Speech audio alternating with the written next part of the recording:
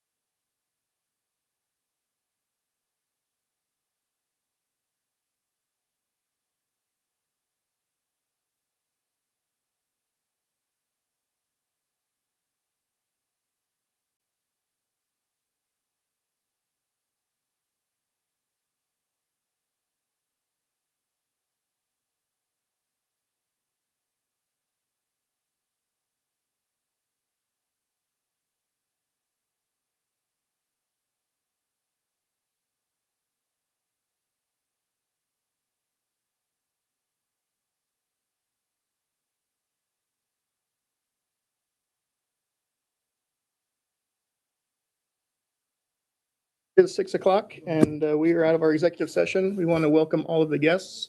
There are agendas out on the counter if you guys didn't get one. Also, there's a sign-up sheet for anybody that'd like to speak during the public comment section. And that will be 2 or 3 segments away. But to start off, I'm going to turn the time over to Dr. Russell, and he's going to have our spotlight be presented. Chair Jennings, trustees, tonight we have the privilege of welcoming the Oahe Lego Robotics team or club here, and they are ready to present to us. I'm going to have Principal Emmett Wemp come up and share a little bit about the club and what these great kids get to do in their school. Hi, yes, thank you for your time this evening. My name is Emmett Wemp. I get to be the principal at Idaho Elementary.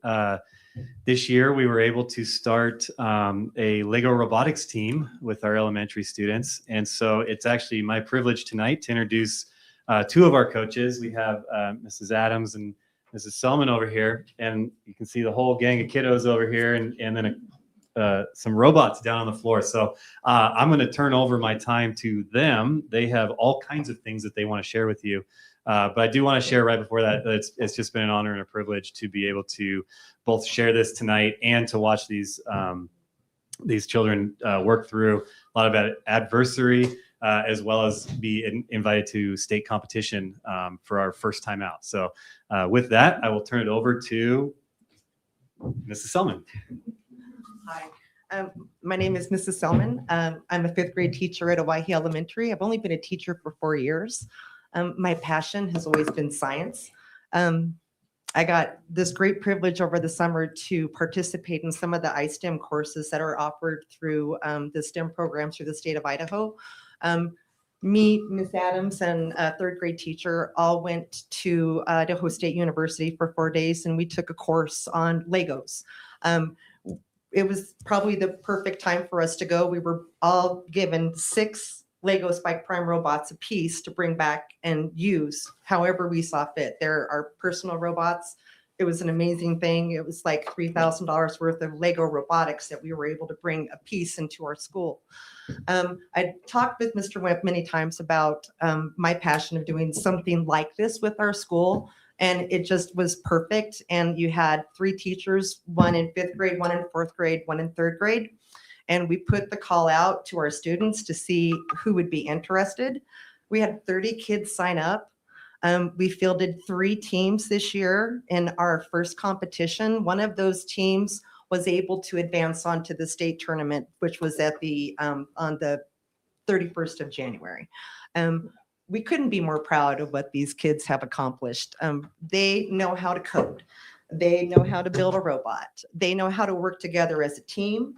They know how to design. Lego robotics is more than just a robot. Lego robotics is they also had to come up with an innovative project. And our theme this year was about archaeology. And they had to either come up with a new tool or improve on a tool that an archaeologist might already use for them to be able to help them do their jobs better. They had to do a presentation. They had to have all sorts of things that they had to do, but I'm going to let them, because really, Amy and I just got to hang out and watch them, really. And they just work their magic, and it was just incredible to watch them do what they do. So I would really like to invite them and Miss Adams to please come up. Come up. I would like for you to introduce yourself and what you did on the team, and then maybe share with them something that you are taking away from Legos this year, more than just the Legos. Okay, so my name is Lucy. I helped design the innovation project. I also helped pick out which missions we were going to do in what order to do them, so that we knew this was our path during the Lego competition, so we would be able to know where to go. And I also helped come up with the idea for the Lego innovation project. My name is Dylan. I was the team captain and also I was a coder. I coded 3 missions for us. And it was a really great experience. I had a lot of fun. I got to learn a lot of stuff, and yeah, I got to learn a lot of stuff. I am a coder and a builder and a mission strategist, and my name is Hudson. I helped try to find what we were going to do with our robot, like what missions we were going to do. I helped find tools that we could use, and I also helped build our stuff. Hi, my name is Ari, and Can you see him? Yeah. Okay, barely. I was a coder and a mission strategist. I had a lot of fun during this season. It was just fun to see how like the robot works, like code it. It was just amazing. I had the best time. Are you gonna come back to my team next year? Probably. Hi, my name is Donaldo, and I'm the builder, and I have helped make apparatuses to pick up and drop things to get us points for the missions. Very cool. Hello, my name is Kasara, and I am the one that drew most of the things for our innovation project, and I helped code a few things on the robot. My name is Raylan, and I was a coder and designer. I coded half a mission with someone else, and I had a lot of fun in the season. Hi, my name is Jacob, and I was one of our main builders. Jacob, tell them what grade you're in. I'm the youngest of the You- team, the third. Third grade. Wow. Jacob is responsible for coming up with some of the greatest designs for our robots. They have a mat that is on a field, and there's different missions that they have to complete, and those missions require them to, they get points for doing those missions. And like you're having to make this ball, or you have to pick this up, and like there's all sorts of different things they have to do. I'm happy to show you at Hawaii if you ever want to come look at it. And Jacob here was responsible for building so many of the parts that made their job successful. And like, yeah, we were super happy to have him, and just like that, how he operates is amazing to watch. We just loved it. And then Miss Adams. Yes, there's actually 3 of us coaches, and this is like what couldn't come. But I'm so happy that our team did what they did, because we got to learn how to code and do some certain things at the STEM thing in It was, I don't know, twin. sorry. And I am not, and I cannot code and do that stuff, but I actually could do it at the Lego thing. I'm like, okay, if I can do it, anybody can do it. And so they just took those little things and they just ran with it. And so their little brains just, they wrapped their head around it, and they just took off. And just to watch them work together, yeah, they had some problems, but they worked it through, and they were able to be a team, and they were very collaborative, and they had a really good time because their mission started to work, and their stuff was working. So as coaches, we couldn't be happier with our team at Oahe. Yeah, and we part of the rules for Lego League Robotics is we can't do their missions for them. We can't tell them how to design their robots. We can't code their missions for them. We can help them with their code when their code has problems. Then we can like kind of teach them the basics of coding. But when it comes to them doing what they do, we are All hands in. off, and it's 100% on them. So No kidding. it's pretty awesome. Showing the robot. Yeah. Just showing They're the the best guys. guys. Are they remote controlled? No. No, they're not. Okay. They are, we use this app called Lego Spike Prime. And we code, Where's that? Just the- So you can show them the code. So like we So they hooked can it up see what to it the looks room like, what to you are- the- hook the code up to the robot and So like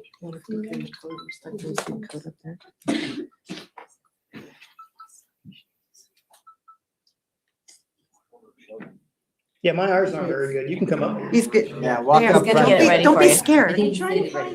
where we should go. He's looking for, is that yours or is that Riley's? This is me. Income. You Let me can- see, go do you ahead and wanna take it take up, that? John. Here's Yeah. another one. Yeah. Whose is this? It's Dylan's. Dylan's. There you go. Show 'em what the code looks like. So this is Riley's code, but Lucy, go closer. okay. Yeah, we don't bite too much. Okay. Okay, I can't zoom out. So this is our main code, and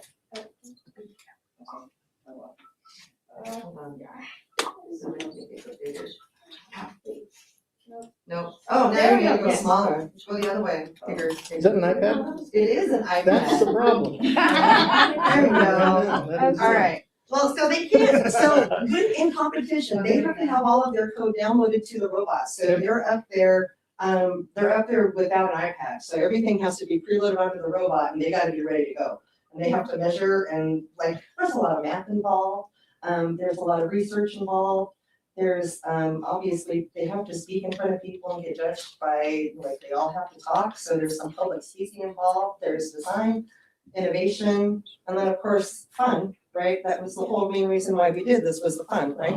Yeah. So you have to send the mission to the robot and then you guys stand back and watch it happen. so we have to pre-code all of this. So we use these code blocks to make the apparatuses like lift or like swing to do that, and we make it go the speeds we want so that we can go and like hit a thing or lift something, go like get the points that we need. Like in one mission, we had like a little brush that was attached and it had to be knocked over to like side. We would go back, hit it with an arm, and then go back to hit it, and then we move on to our next mission. Really? Very cool. Crazy. All right, robot us. Let's see it. Robot it. We're ready. All right. Yeah, right. Okay. You gonna use yours? Okay, here. Do you all have your own robots? No, Oh, you built one? two per team. Super team, okay. And then we have ours, and then we have it like identical. So if like one breaks, our code will still work on the other one. Love it. Backup plan. it might run.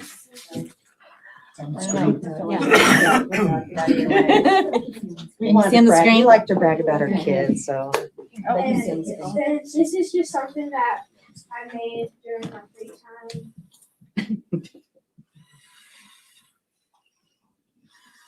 Kind of like my vacuum at home. He made that in about 10 minutes today during lunchtime. Don't let him fool you. Like, it maybe took him that long. Wow. And then that's, It says Riley has a code too. Are we going to put the competition code? Well, no, because we don't We have a can't see mission them. to run, right?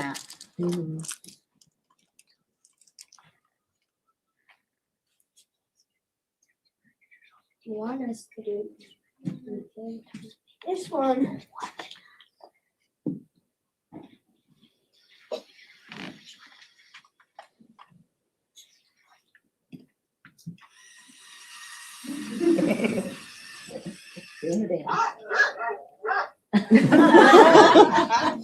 And you can't really see it, but it's spelling Hawaii Diamondbacks on the screen.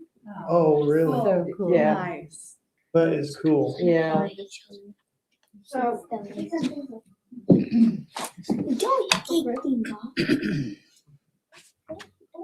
That's impressive. Very.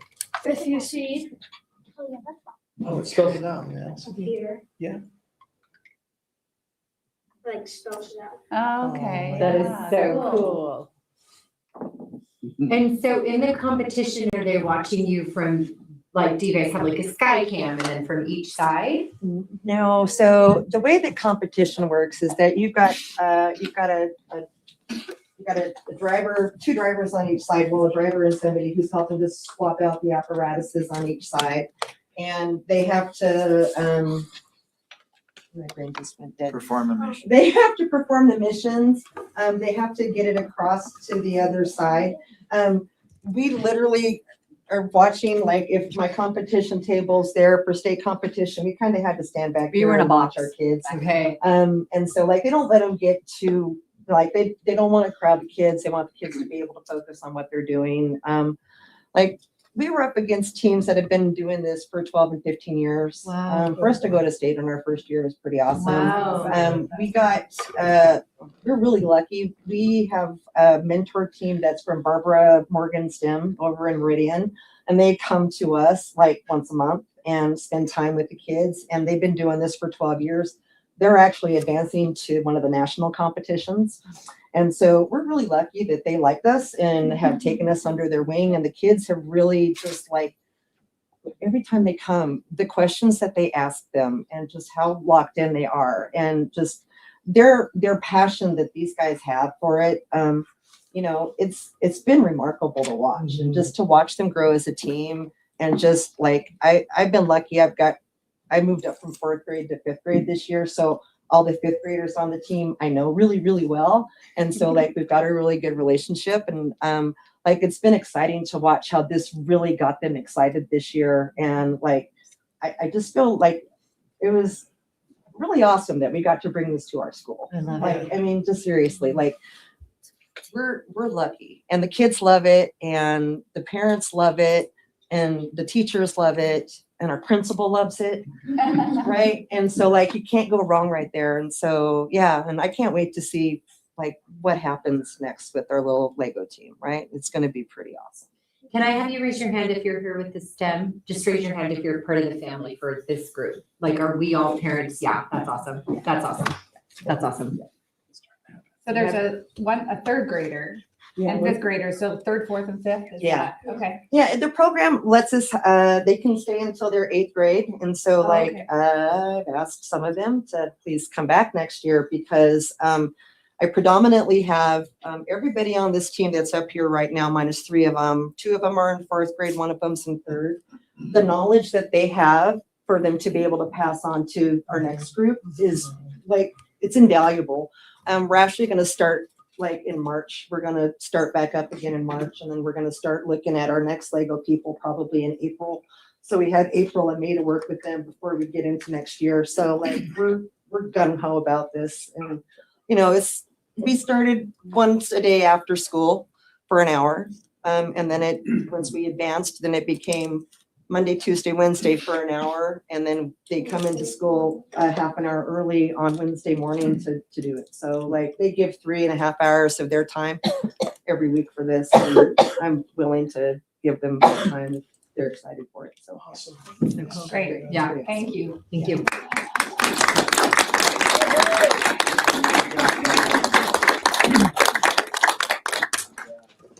That is For her- awesome. Yeah, for her to get extra time, all 3 coaches. Yeah, too. yeah.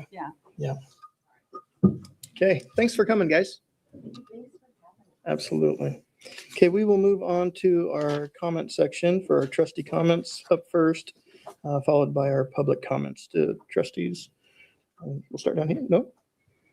Trustee Behrens, do you have anything? Man, February's been busy. We've had district dance, we've had district cheer, we're headed into district wrestling, district basketball. It's fun. It's been a busy month, fun month. I didn't get to cheer, but I did get to part of the dance. Those dancers are amazing, crazy. And then we went to the ISB on the hill, day on the hill the last 2 days. And I didn't get to stay for both days, but it was very informative and very interesting. So it's good. Yeah, that's nice. Okay. Me? Am I up? Well, first let me say you guys are what make the job worth it. So since I get to speak right after watching this, like, there is no bigger joy than having kids here, but watching you guys be so passionate and have so much fun while learning is just incredible for us to see. So thank you for coming and sharing, because that was the highlight of, like, I'm sure my night. Thank you for having us. It is a school night, so we're gonna. Yeah, got Yeah, it. yeah. As I go, yes. After this, there's really nothing else that will involve the kids. So thank you for your time today.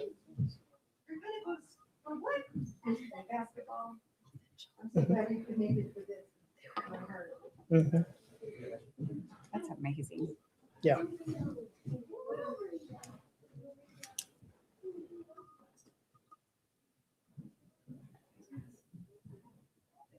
Bye. Thank you, Mr. Wimp. And then the only other thing that I will comment on is we have started back up with negotiations. Those meetings right now will be on Wednesdays for anybody who wants to follow. And I don't have anything else that I can think of right now. My only comment was the day on the Hill that we attended the last 2 days. And again, very informative and so glad I was able to be a part of it. Yeah, and I'll second that. We had the opportunity to go meet with some of our legislators and with the ISBA, and had some really good presentations. They have there's some struggles we obviously know financially with the state that's being passed down to our school districts, and that's going to be statewide. But they have presented some resolutions that they feel in the next couple of years will help level the playing field from where they're at now, and I look forward to seeing those days. We will move on to public comments. Clerk Lamont. Awesome. Okay, Leslie Weiss, have you come up? As you know, you got 3 minutes. Please state your name and your zone, and you can talk about any topic you'd like. The time is all yours. Oh my gosh, can I just move that up? Or do I need it in my notes? Okay, do I need to say my zone? My name's Leslie Weist. I'm in Zone 4.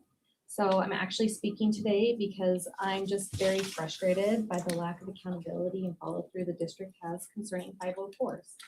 And I just wanted to know if you knew that it's discussed among parents in the district as a whole, that when your children who are on a 504 get to middle school and high school, it is like a good luck type of a situation. And that's, not to say that every teacher is that way, but I can count on my hands the amount of teachers that have followed my child's 504.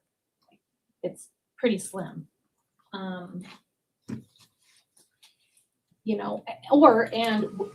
Or without, admin assistance. Like usually I have to get admin involved if my kid is having a hard time with their 504 being followed. It's the law that the 504 must be followed. In fact, a year ago, this month, I was having the same discussion with my child's school, teachers, admin, about the same issue that I'm speaking of now. There's just never any resolution because if you bring up concerns that teachers are not doing their job following the 504, you're being placated. Then you are told what your child is and isn't doing in class, like they're putting the blame on your child. You're told that most parents want the school to just handle the problems, so that's why they aren't contacting you with concerns. And then you're told that people make mistakes, and they do, but it's the same mistake made over and over and over and over again. And so I am the one holding my child accountable for actions in school and out. And, you better believe that I'm holding my kid accountable for their actions. I am the one communicating with teachers, with the admin, with the school counselors for help. I've done this with all of my children that have gone through the district. And I'm the one hiring tutors when necessary. I just want to know, what are you doing? I feel like I'm doing all of the work with no reciprocation. I'm doing more than my fair share and trying to help my kid. My child's education is just not something that can be deflected. Thank you. Thank you. Thank you. Okay, that will conclude. She is our only speaker for tonight, so that'll conclude our public comments. And we will move on to the consent agenda. Trustees, are there any questions about the items in the consent agenda before we entertain a motion? I have a question regarding the personnel recommendations. Okay. Wanting a little more clarification on the district athletic director role. And I wasn't here when that role was created. Want to know if that was temporary or a permanent position. Dr. Russell, can you allude to any of that? Yeah, Chair Jennings, Trustee Salinas, great question. So we have not historically had a athletic director in the district. A couple of years ago, we had some questions around the board on whether we should bring forth that just so that we could have a couple of things. One, better cohesion among each of the schools. So each of the schools have a school athletic director, but each of the schools, rightfully so, look out for the best interest of their school. So what may be in the best interest of school A may not be in the best interest of school B.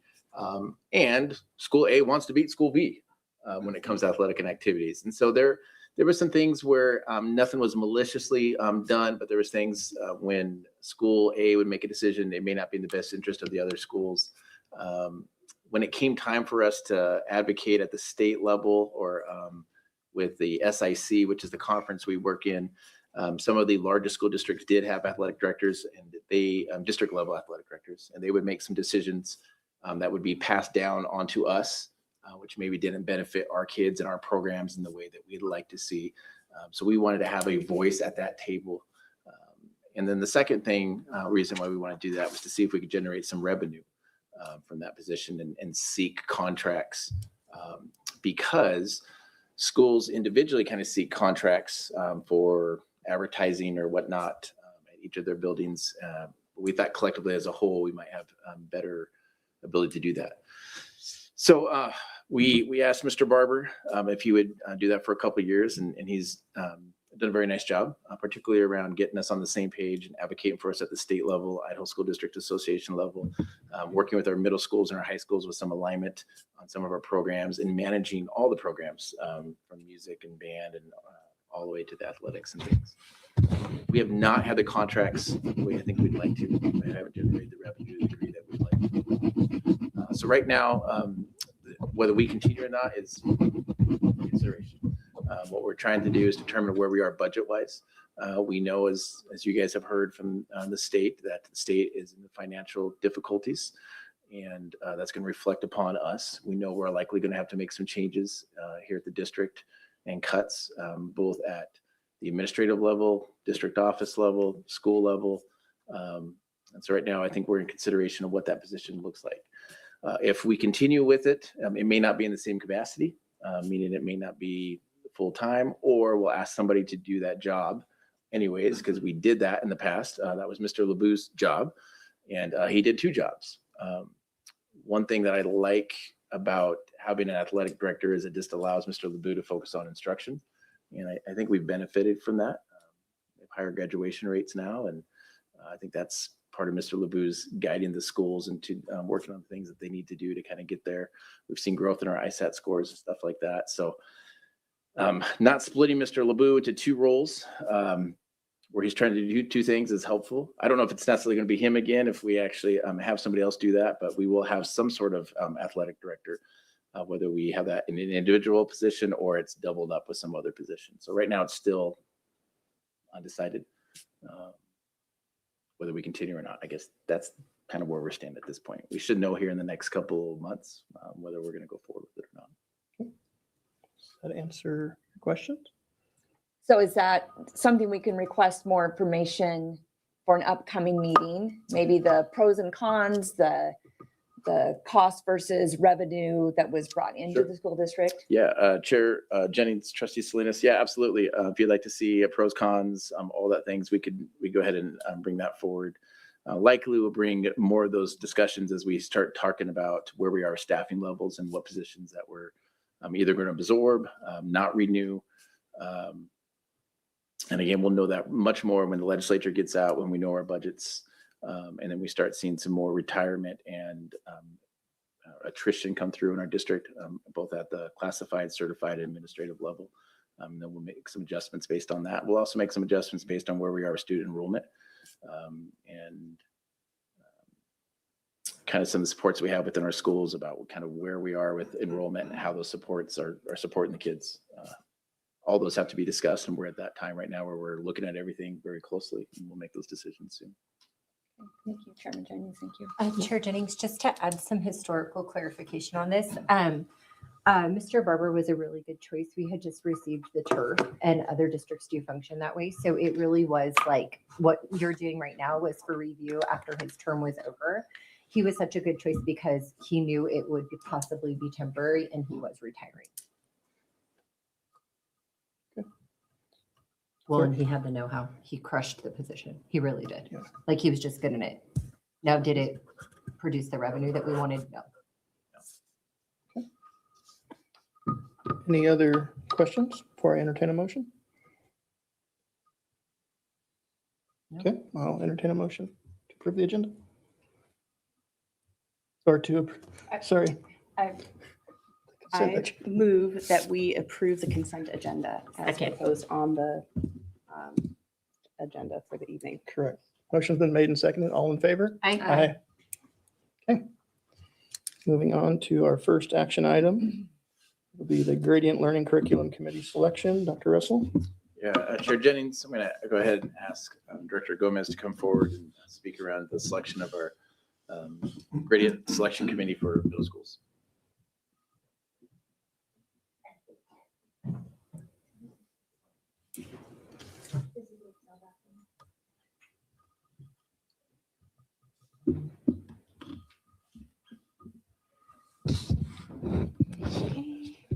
Good evening, trustees. We're here to ask for approval of the committee. We received responses from most of the board members on confirming their participants from their zones. However, we did have 2 zones that didn't have enough applicants. And so we need to select the rest of those at large. But I'm going to make a request today. We have 15 spots open for the district side and 15 spots open for parent community members for a total of 30. We had 16 applicants apply on the parent community side. And so I'm going to ask the board if they would entertain accepting all 16, which would mean we'd add another one onto the other side. In my experience doing this, we've had on every adoption, either a parent or a staff member who wasn't able to complete the process. And there's just a lot of work to be completed. And it's hard to get community to come out and help with these. And just to note, on a side note too, 2 of these, we've done 3 adoption cycles this year.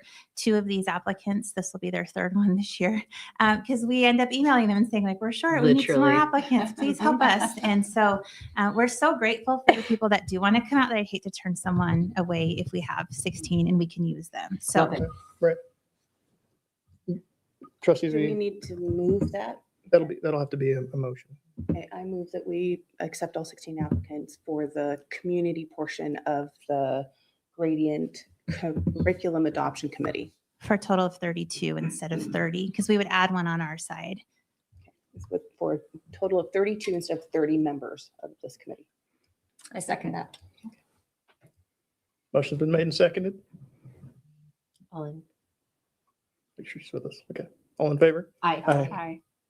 Okay, we're good. I can email you, Clerk Lamont. The one that's not on here is Olivia Pecora. We would add her. Okay. Thank you so much. Okay. Thank you. The next one is me again. Yeah. Okay. Yeah, so at the end. sure. Okay.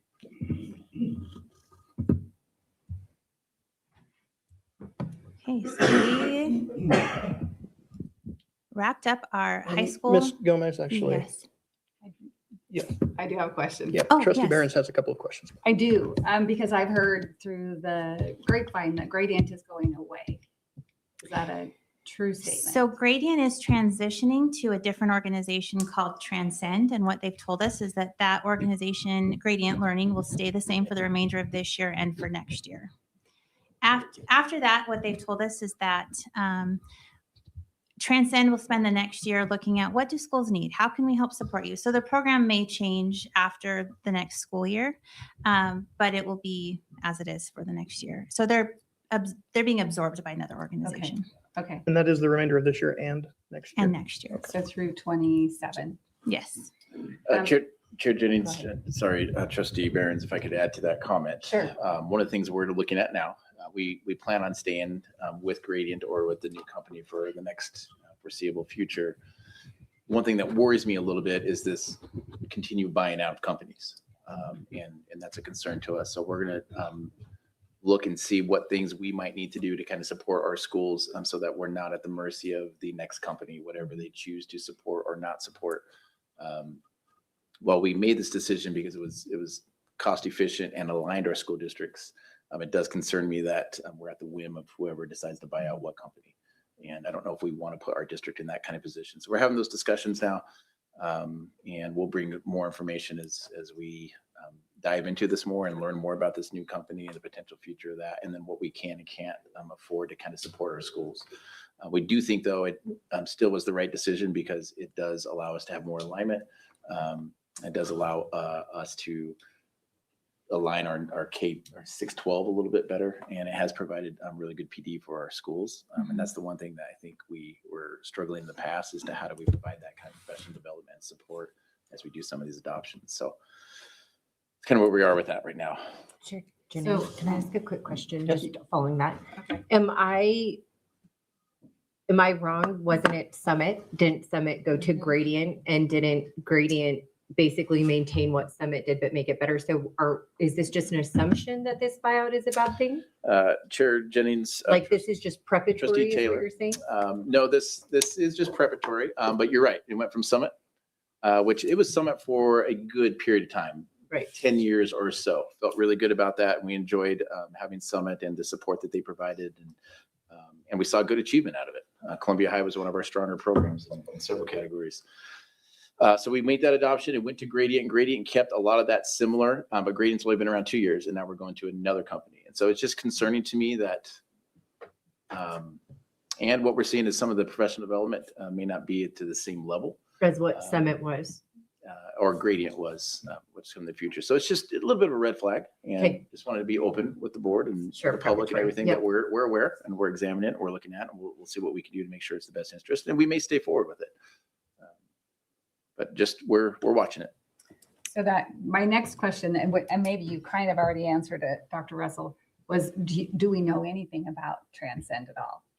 I've been looking into Transcend a little Okay. bit. What they said was that their bread and butter is research and design. They're really big on engaging community and really making sure that leaders own the work that takes place. That's about as far as I know. I know that Gradient was funded by primarily one organization, and Transcend has multiple funders and backers. It's a nonprofit organization.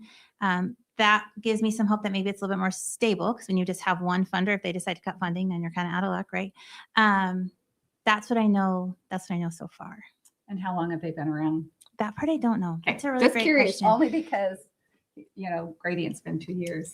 What's up? Curious. Chair Jennings, Okay. Trustee Burns, because I forget to do that sometimes. I am by no means a fortune teller, but I am thinking through when we did this high school adoption last summer, really thinking through what could potential pitfalls, because I'm always kind of thinking like, what could happen? When we adopted, we had said, if our partnership ever were to cease with them, these would become our adopted curriculum, and maybe we'd have to look into the purchase of Canvas. And so we kind of have laid that foundation that if this doesn't work out, we have something to fall back on. And so these curriculum resources are OERs that we can access, and we could look at the potential purchase of Canvas going forward. But for now, Gradient was instrumental in the implementation of our high school ELA curriculum. They provided a lot of support to our leaders and to our teachers. And so for the next year, as we move forward with math and maybe high school math and maybe middle school math, I do think that they could provide us a level of support in helping to implement that. So that's what I know so far. Okay, thank you. Chair Jennings, but just so we can have some historical knowledge, I feel like curriculum is always ominous. We're always losing something. Something is always expiring. Like when we first started, we were on health books from 1902. Sorry, I didn't mean that way, but right. So I just want to bring clarity that this isn't really a big shift, because ever since, well, first of all, you're the third person in this position in my 5 years being here. But second, it always feels like there's some overreaching demise when it comes to curriculum. So aren't you always future thinking? I just want to make sure that's always part of the job is what I've experienced. Okay. That's Chair it. Jennings, Trustee Taylor, yes, and curriculum is a big business, and so I'm always kind of looking at that with a critical lens. And with health, you're not wrong. We still are very behind. I feel like I'm always here, like here's a new thing we're adopting, but yes, we're constantly looking at different things that we need, and eventually health will come up.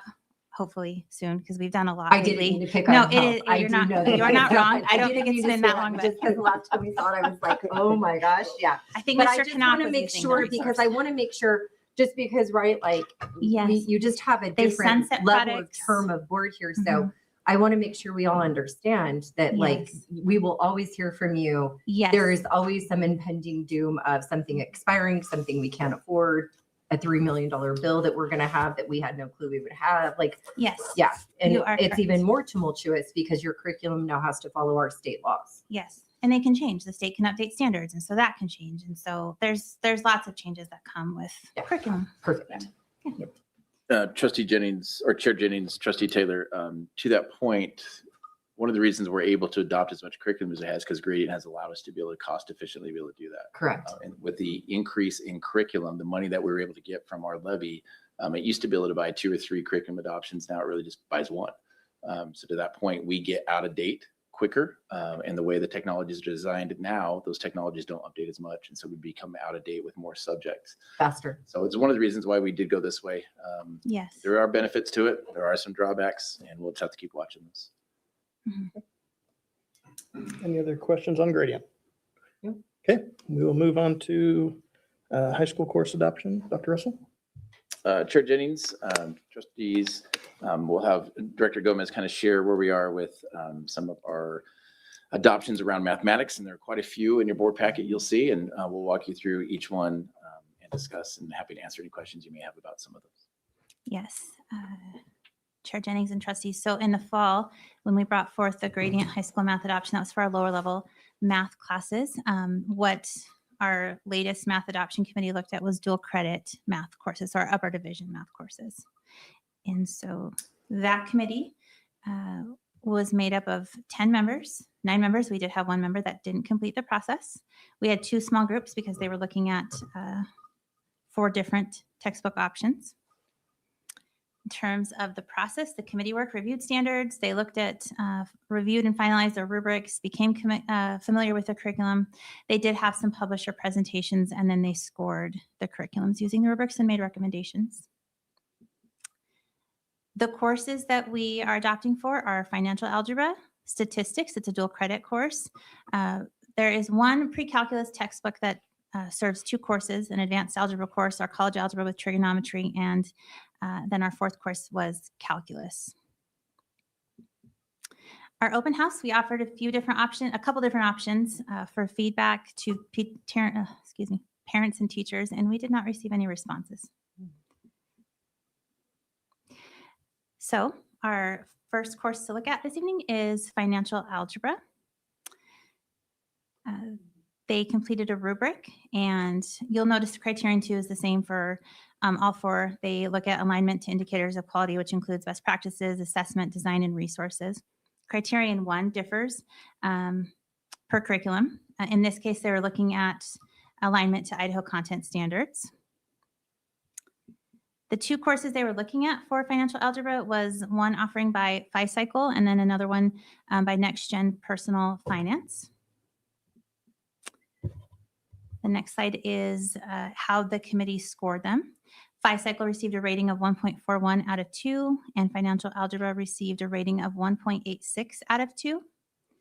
And so based on those results, the committee is recommending that financial algebra by Next Gen Personal Finance be adopted for our financial algebra course. And so board, I don't know if you'd like to approve each one as we go, or at the end, do all 4. So we will have 4 motions. Would we like to do them as she's presenting them, or wait till the very end and do all 4 at once? We can do What's cleanest? I sometimes feel like it's cleanest if we improve them all individually because of other curriculum things that I've been through. Yeah. Okay. So yeah, let's do that. So I move that we approve the financial algebra by Next Gen Personal Finance as the adopted math curriculum for resource for the financial algebra course. Second. Okay, motion's been made and seconded. All in favor? Aye. Okay, motion passes. I guess I should ask you questions before the motion. I apologize for But are there any questions about financial algebra? We can go on. Okay, our next course is statistics. Again, criterion 2 is similar throughout. And criterion 1, they looked at alignment to AP statistics standards. The next slide that they looked at 3 different curriculums, and I will name them on the next slide. So Introduction to Statistics and Data Analysis received a rating of 1.88 out of 2. Statistics, Learning from Data, received a 1.89 out of 2. And then AP Statistics by Mathematic received a rating of 1.64 out of 2. And so based on that, the committee's recommendation is that the board adopt Statistics, Learning from Data. Are there any questions? No, but I want to commend the people who volunteered to read a statistics book, Yes. just so you know. I just Great. want to say thank you to those in the community that are willing to read books on statistics. I move that we adopt Introduction to Statistics and Data Analysis. Or sorry, I move that we adopt AP Statistics by, sorry, show me where we are.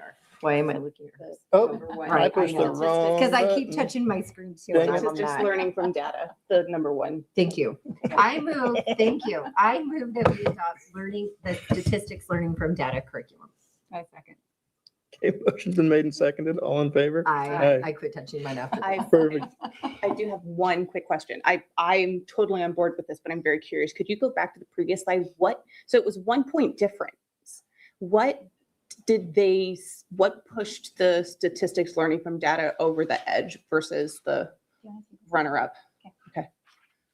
Hi, Trustee Jennings, Chair Jennings, and Trustee Venz. My name is Danielle Desjarlais, and I'm the secondary math specialist. The thing that really pushed it over, you can see by individuals, 3 of them really liked the introduction to, the other one, statistics learning from data, and they liked the flow of it better. So those 2 textbooks were from the same publisher even, and they were like very similar, but one had a little bit more like tasks aligned to it, and they liked that. It also had real data. So like the kids could pull up Excel files. There were Excel files for days, and they could like generate data off of different things and find different data. And they liked that more in the learning from data. So Thank you. Yep. It is rather remarkable that the statistics by math didn't get a single 2 from any of the committee members. So. Very good.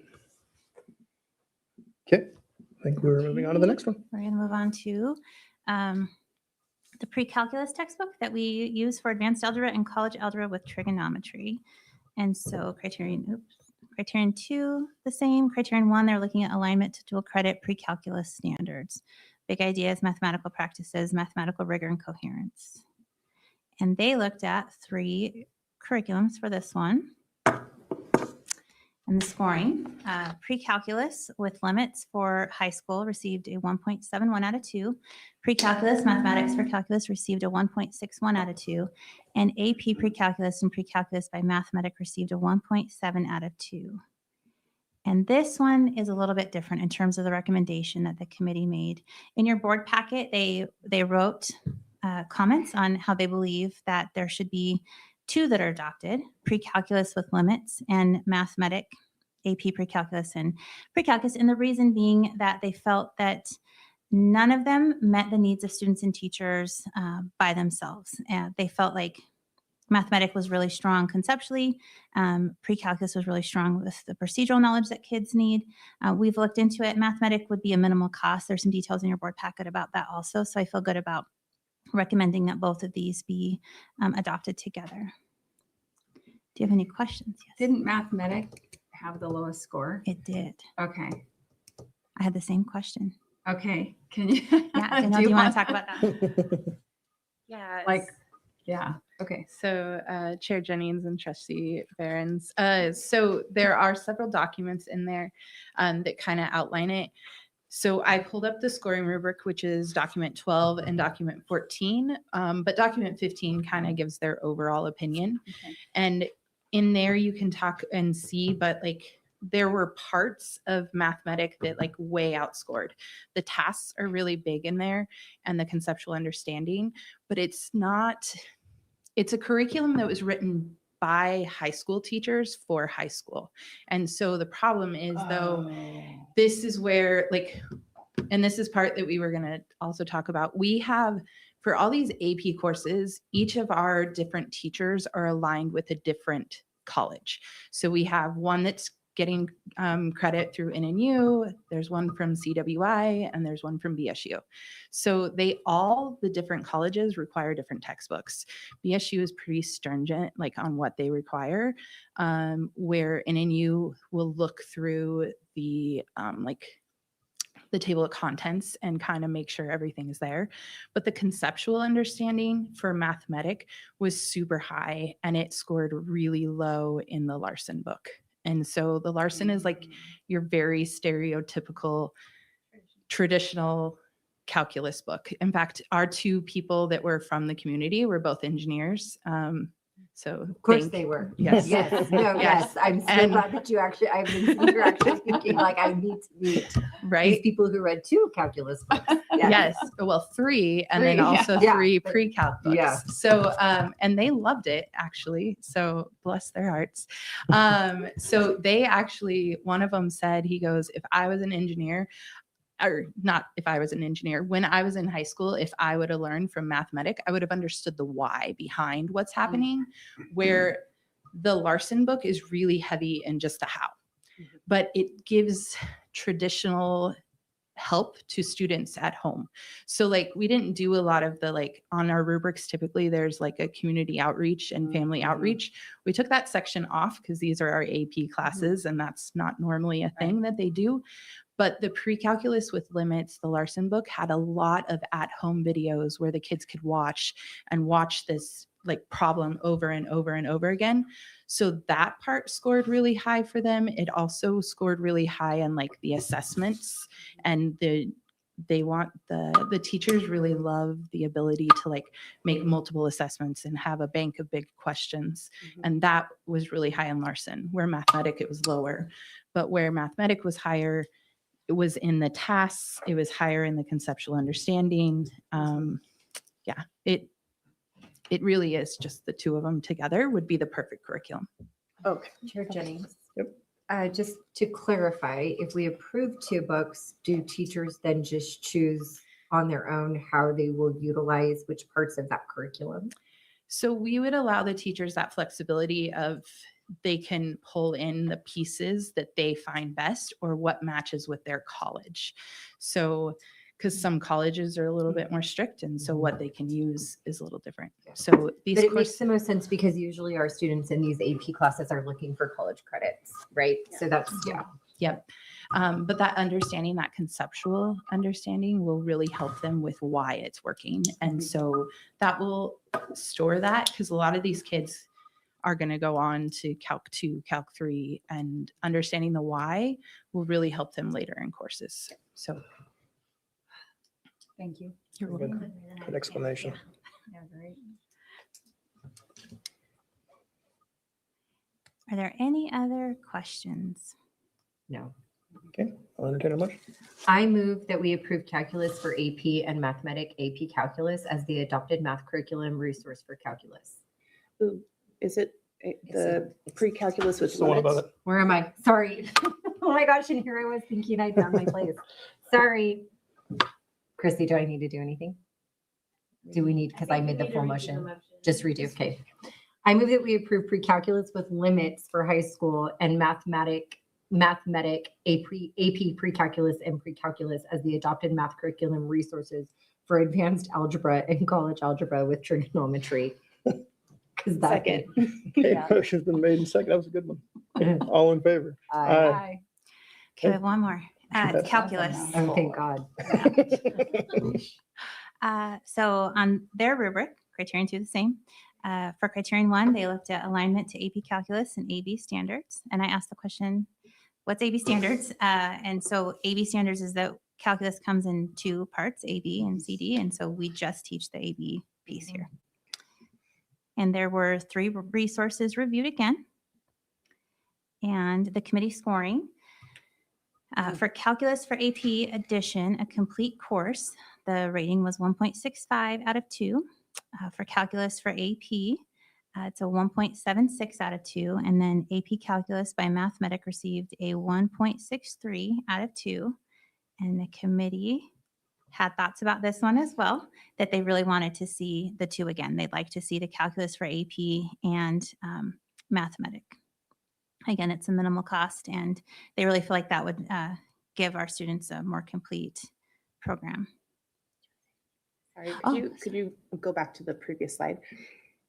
The So scoring. again, the calculus, okay, so it is a different company, the Stewart versus Larson. Okay, sorry, I was like, wait, okay, never mind, I got it, thank you. Those 2 are more traditional resources, like textbooks, just different publishers, and then the Mathematic is a different way of teaching.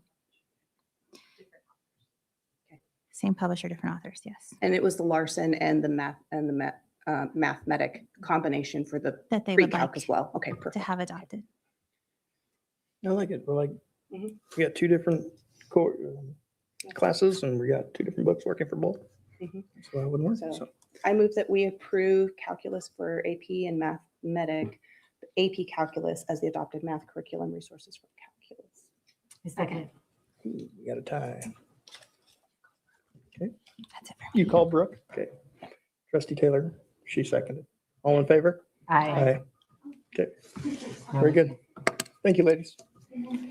Okay, we'll be moving on to the 26-27 student calendar proposal. Dr. Russell? Yeah, Chair Jennings trustee is going to ask Mr. Director Knopf to come and share around the 26-27 student calendar process and committee, share some information about that and clarify some of the things that are in your board, and happy to answer any questions that you may have moving forward along the student calendar for next year. Okay. Tyler's going to pull up some slides. Good evening, Chair Jennings and trustees. Director Gomez was really on a roll. I was hoping Dr. Russell just let her stay up here and go through this as well, but apparently she hit the road quickly. Trustee Taylor, I would say she's a lot better than the previous Director of Curriculum Instruction. Would you agree? Yeah. I would agree. All right. So now that Tyler's got the slides up, we'll move the calendar. I had the privilege to oversee our calendar committee. I will take this opportunity real quick just to thank all the people that volunteered and put the time into that. That is it's not an easy task, and it's not a thankful task. As we talk about in the committee every year when we started, it is impossible to create a calendar that appeases all stakeholders. It is the unachievable task. So, and sometimes if you're a member of that committee, you feel the brunt of that when you're getting feedback from peers and stakeholders. So also I want to point out that we apologize. We took the option off the calendar that we put in as the proposal. So option 2 that you see on that slide is referring to the option 1 and 2 that were on the survey feedback. So when you're reading the survey feedback, the calendar we are proposing this evening is option 2 on that survey. Okay, so we wanted to clarify that straight up. We realized what we uploaded into Board Docs didn't have that option on anymore. Tyler, go ahead. So first, we just want to start and remind everybody that the roster and the makeup of this committee is defined in the master contract. So the number of members and the stakeholders that are represented by the roster of that committee is defined in the master agreement. We don't get to choose who's on that necessarily. And it keeps it within a very workable size, yet has a broad representation of all stakeholders. We started on December 17th. We met every Wednesday until last Wednesday. So they worked pretty hard through there. A couple of the basic parameters we had to work with as we were putting the calendar together is we got 170 staff days, 150 student days. Wanted to match our major holidays to the best of our ability with West Ada and Boise. School year starting no earlier than August 3rd and school year ending no later than the first week in June. So those were the main parameters that the committee had to work with.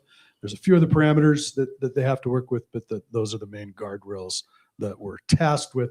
Just so you're aware, the process the committee goes through, they break into small groups, and we usually end up with about 7 to 8 possible options.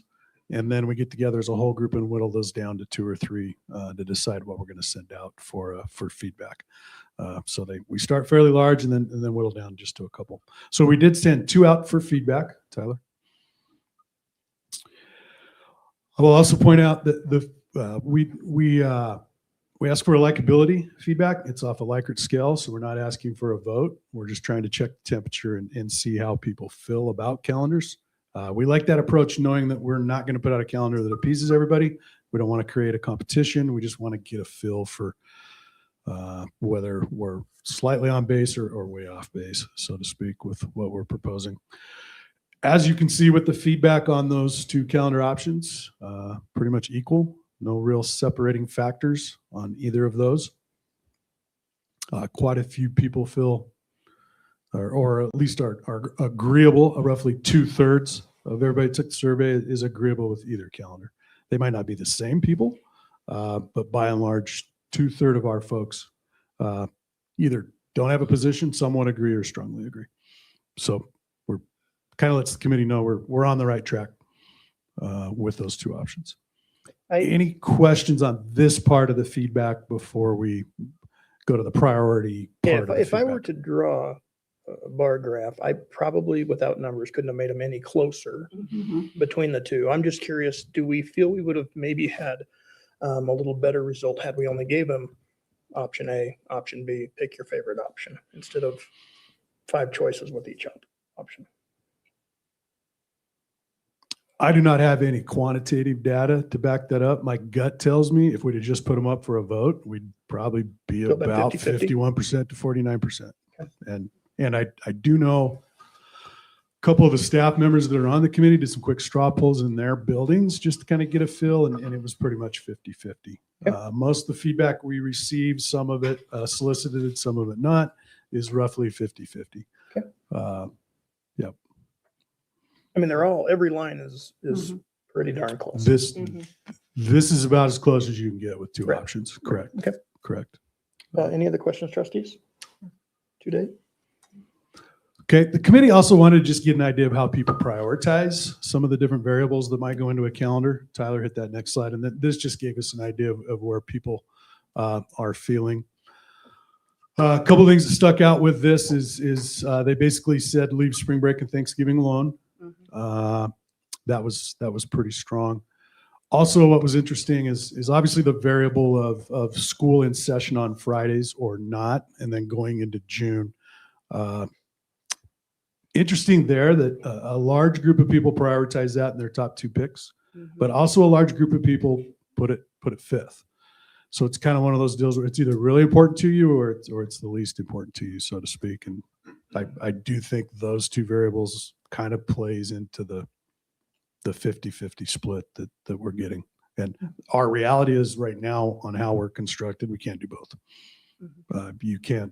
We just can't pull it off. In reality, Unless you wanted to start in July, you can give that direction to Dr. Russell and we can go back to work and start school in July.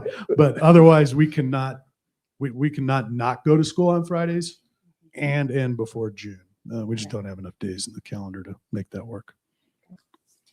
Questions around this portion of the feedback? Well, it's just when the way, I just don't like the way this is laid out. That's just personal. But so that I can understand, if I'm reading no school on the Friday during weeks in which Monday is a holiday, it was like a 50-50 is what you're saying, is that it was like basically the same amount of people's first pick as it was the 5th. Correct. Yeah, it just surprises me just because it's what I hear the most. And people don't want to have school. Yeah, it is, and certainly it's vocally what the committee has heard the most over the last year. Now, what we had to remind people of is what we heard the most 2 years ago is, why are you going to school in June? Yeah, and so it is one of those things where, once again, the variable on a calendar that someone maybe it just doesn't quite fit what their preference is, that's who speaks up. 24 months ago, the group of people speaking up the most and the loudest were the people that don't want to go in June. This calendar fixed that. And now who didn't speak up over the last 12 months was people that don't want to go in June. And the group that did speak up are those that don't want to be in session on Fridays. Does that? No, I feel help that a little we bit? give surveys at one of my companies too, and that's my favorite because it's like one person wants it at 10 a.m., one person wants it at 10:02, one person wants it at 10:03, right? So it's hard with the data. I just was curious to see that was so evenly split. Yep. And the committee really was hoping that this would help guide their work moving forward. Yeah. And also calibrate and verify what the first part Your of the feeling, survey yeah. did for this particular calendar. Yeah. So just getting an idea.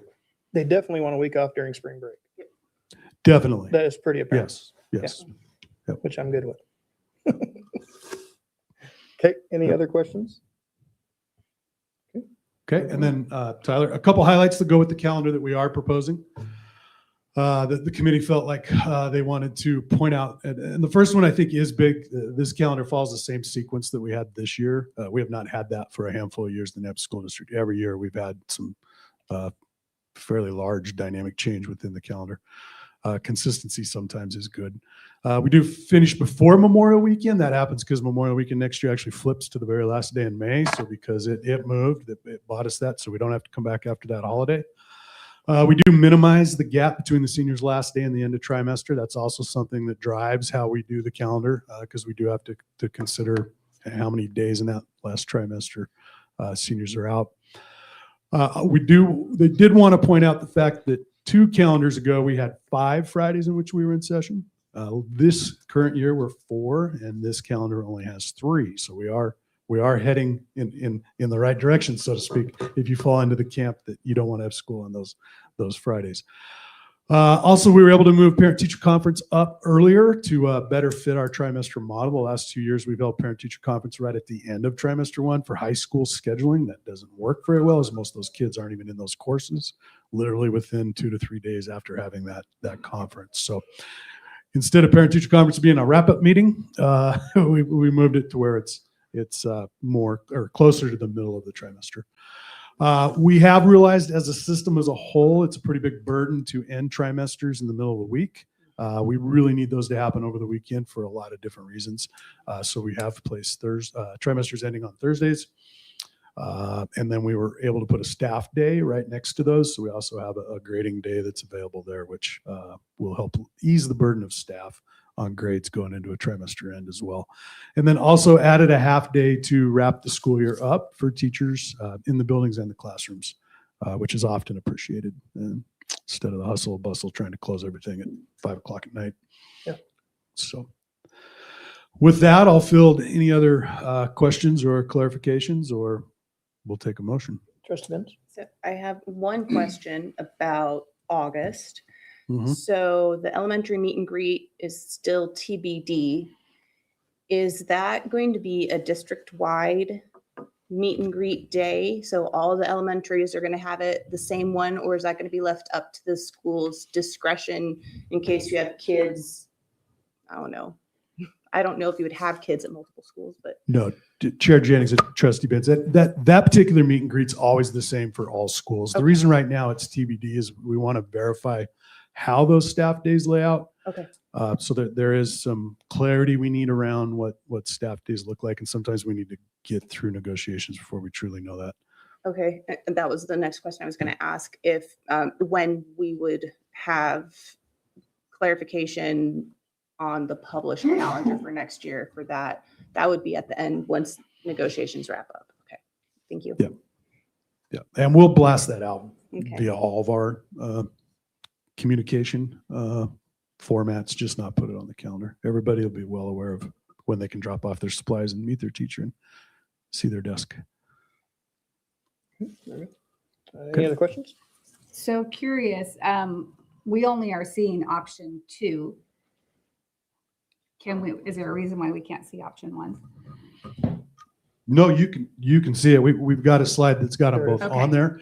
Is it We up only there? put option 1 Did I on miss there. it? I'll let Okay. Dr. Russell speak to why there's Yeah, only Chair the one option on Jennings, Trustee Barron's, the policy says the superintendent will present a school calendar. And so we want to make sure we had a recommendation, and we, administration recommended option 2, which is why you're seeing 1, but you can't see 2. The board may go ahead and go with the superintendent's recommendation. The board may not go with the superintendent's recommendation. And you could send us back to the drawing board and have the committee meet again. You could choose option A, or you could go ahead and choose option B. Option A being option 1, right? Yes. Okay. Yep, Okay. correct, correct. Sorry. Oh, I wasn't looking at that. One quick question. I do not see a tentative date for graduation listed on the calendars. So if option B, which is the one that we have in our packet, right? Where do we know? I know that there was some complication with the Idaho Center last time. Do we know when graduation is going to be this year? And would that affect if option A, because option A has people coming back after Memorial Day, it would be in June. What does graduation look like? Does that make sense? Yep. Chair Jennings, Trustee Binns, very good question. The Idaho Center is where we do our graduations, and they vary on when they will give us graduation times. And they don't always get those out to us immediately. We do have the times for this year. It is May 19. Yeah, boy, it's that week of the May 19th. We did speak with them because there was concerns around us not being able to put a solid date down in time, because we want to make sure our families are able to get that information out, have friends and family come and fly in and travel as you need. The Idaho Center has said that they are tentative times and subject to change if the right event comes in that they would like to discuss with us about what that means for them. We shared with them at a certain point, we really can't change. So the reason why they're not on there now is just because those dates are tentative for us. And so we don't feel like we can confidently put them down on the date now with Idaho Center possibly coming back and saying, sorry, we're going to bump you a day, or we might bump you 2 days, or would you consider this date for us? So what they did say is they will let us know several months ahead. We try to make sure that they said they'd pin down roughly around Christmas time for sure is when they could pencil us in and make sure that we can get that information out. So there's a reason why they're not on there. We would love to be able to say, yes, every third Thursday of May is our graduation day, but we just can't do that because of where we are with working with the Idaho Center. And again, would that complicate if we're having everyone else come back in June? Yeah, Chair Jennings, Trustee Binns, yes, it would. So one of the issues with the trimester towards the end, one reason why we as administration didn't support option A was because if we go into the first week of June and graduation date is on the third week of May, then when we let our seniors out to practice that, they end up missing more instruction time because the school year goes more into June. And it's roughly around 20% or so the trimester that they could miss. And we just didn't love that idea. Want to make sure our seniors get as much instruction as they can before they leave. And so that's something we have to consider. We may at some point have to provide that at some point in a calendar, but it is always something that we think about. How much time do those seniors lose on that last trimester? Okay, thank you. More questions? I do. No, I go just ahead. make it. Nope, you're good. So have you gotten any pushback from your teachers starting August 3rd? Curious. Trustee Barron's, Chairman Jennings, that's one day earlier than we started this year. So it really has not been brought up at this point. Obviously, when we made that change last year, we pushed everything ahead a week, right? So there was certainly some conversations and discussions go around the why and the impact as it cut into summer break last year, right? And everybody knew that. Like we went late and we turned around quick. We all felt that. And I'll draw that back to the consistency piece. I think staying in that same cadence this year, not the same impact that we had this year moving to that early start. I know for those of us that have been around a while, like just saying the words August 3rd, I was like, whoa. But it's a shift we made over a year ago, and I think we've calibrated and settled into it. So does that answer your question? I did. Yeah. We all grumble a little when we have to come back, right? No matter what that day is. That's just part of it. Well, they did. Yeah, just no. Anytime we come back from August, summer break, it's like, ugh. And then, there's other districts in our valley that have that go to school 4 days a week and don't go at all on a Friday and are still out before June. Is there a reason why our district can't do that? Yeah. So historically, when we developed the 4-day week, the number of days we put in for staff and students is not quite the same variable as some of the other districts. We have a few more student days. I know some of the smaller districts, I don't know how many, also hold session on at least one or two of those federal holidays. We choose not to. Financially, it's a much bigger hit for us, as you got to pay your classified on federal rates on those days. That would be a huge financial hit for us. Okay.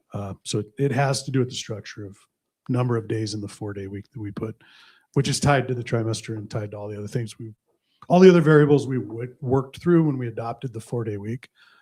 Ties to why our calendar doesn't quite look like some of our neighboring schools.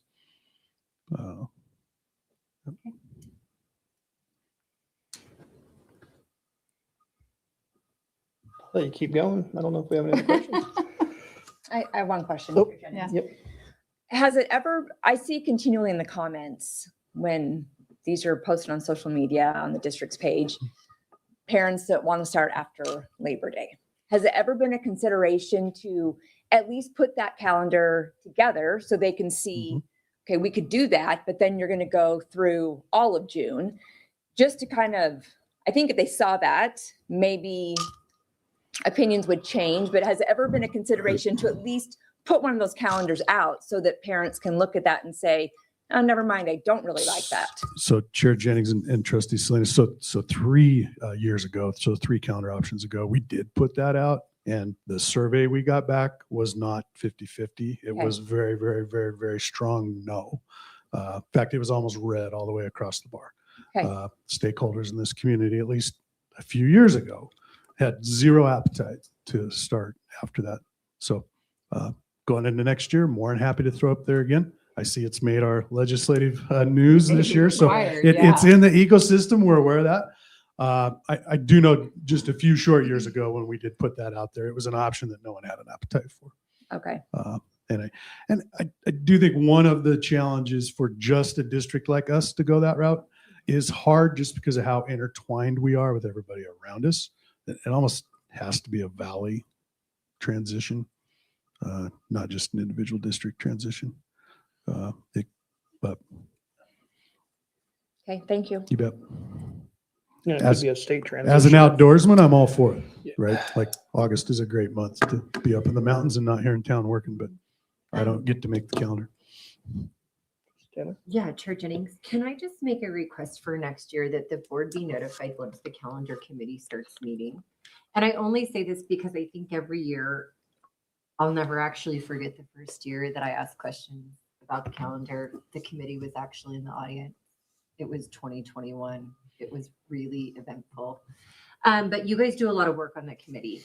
And I think a lot of these nuances are answered in the committee.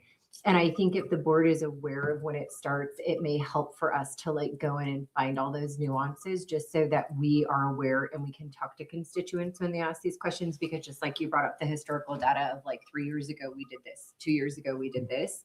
So I just think a really nice thing would be like, once I saw Greg, am I talking to Greg Chrissy? Who? I think you're talking to Greg, Dr. Russell, Dr. Russell. Who am I talking to? If we could just get next year, just a quick like email so we know that the committee has started meeting, and then also a copy of the survey. I would say, 48 hours before it goes out, 24. And I'm not saying wait for us to give you our response, right? Because if we can't respond within a feasible amount of time, that's on us. But just so we know, so we can read it. And I think that way we're a little bit more prepared for the community questions, because the calendar is, it's a hard one. It's a really hard one to please everybody, and we're never going to with it. But I do think it would be more helpful for the board to kind of know when it starts, when it's going on. And then that way, if you have these questions or if it's something that you want to watch, just because there's a lot of things that have to be considered in the calendar. Is that something that I think what you're referring to is that is also when we were putting more information in the board packet, like more historical information on this topic. We could. I'm not saying we have to, Yeah, but I feel just like think that if, might help as well. yeah, that could, but I think if we just knew when it started as a board, and then that way we can be like, oh, the calendar committee is meeting. And if we see this survey and we do have something to say or something concerns us based on what we heard, because every trustee gets something about the calendar. You just will. Yeah. It's one of those things we might not hear anything about 10 things, but when it comes to the calendar, we will. So I think this just keeps us in the know. That's all. Chair Jennings, Trustee Taylor, happy to do that. Likely looking at starting the calendar committee probably in September this fall as we look for the 27, 28. So we're going to start a little earlier, but we're happy to do that next school year when it starts and let you know. Perfect. And there always does seem to be one topic, and if I remember right, last year it was start and stop times with school, you know, and so we tried to resolve that by moving everyone back a little bit and making that a little bit better for everyone.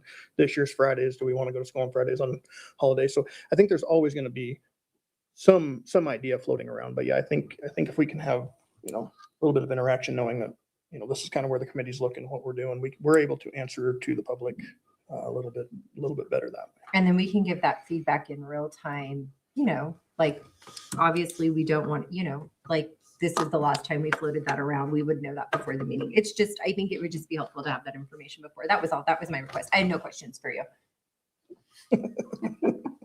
Thank you. Yep. Any others?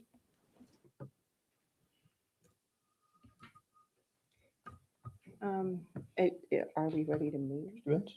If we have no further questions, I will entertain a motion. Okay. I move that the board approve the school year 26-27 calendar as presented. A second. Okay, motion's been made and seconded. All in favor? Aye. Any opposed? Okay, motion passes. Okay, we'll be moving on to our next one.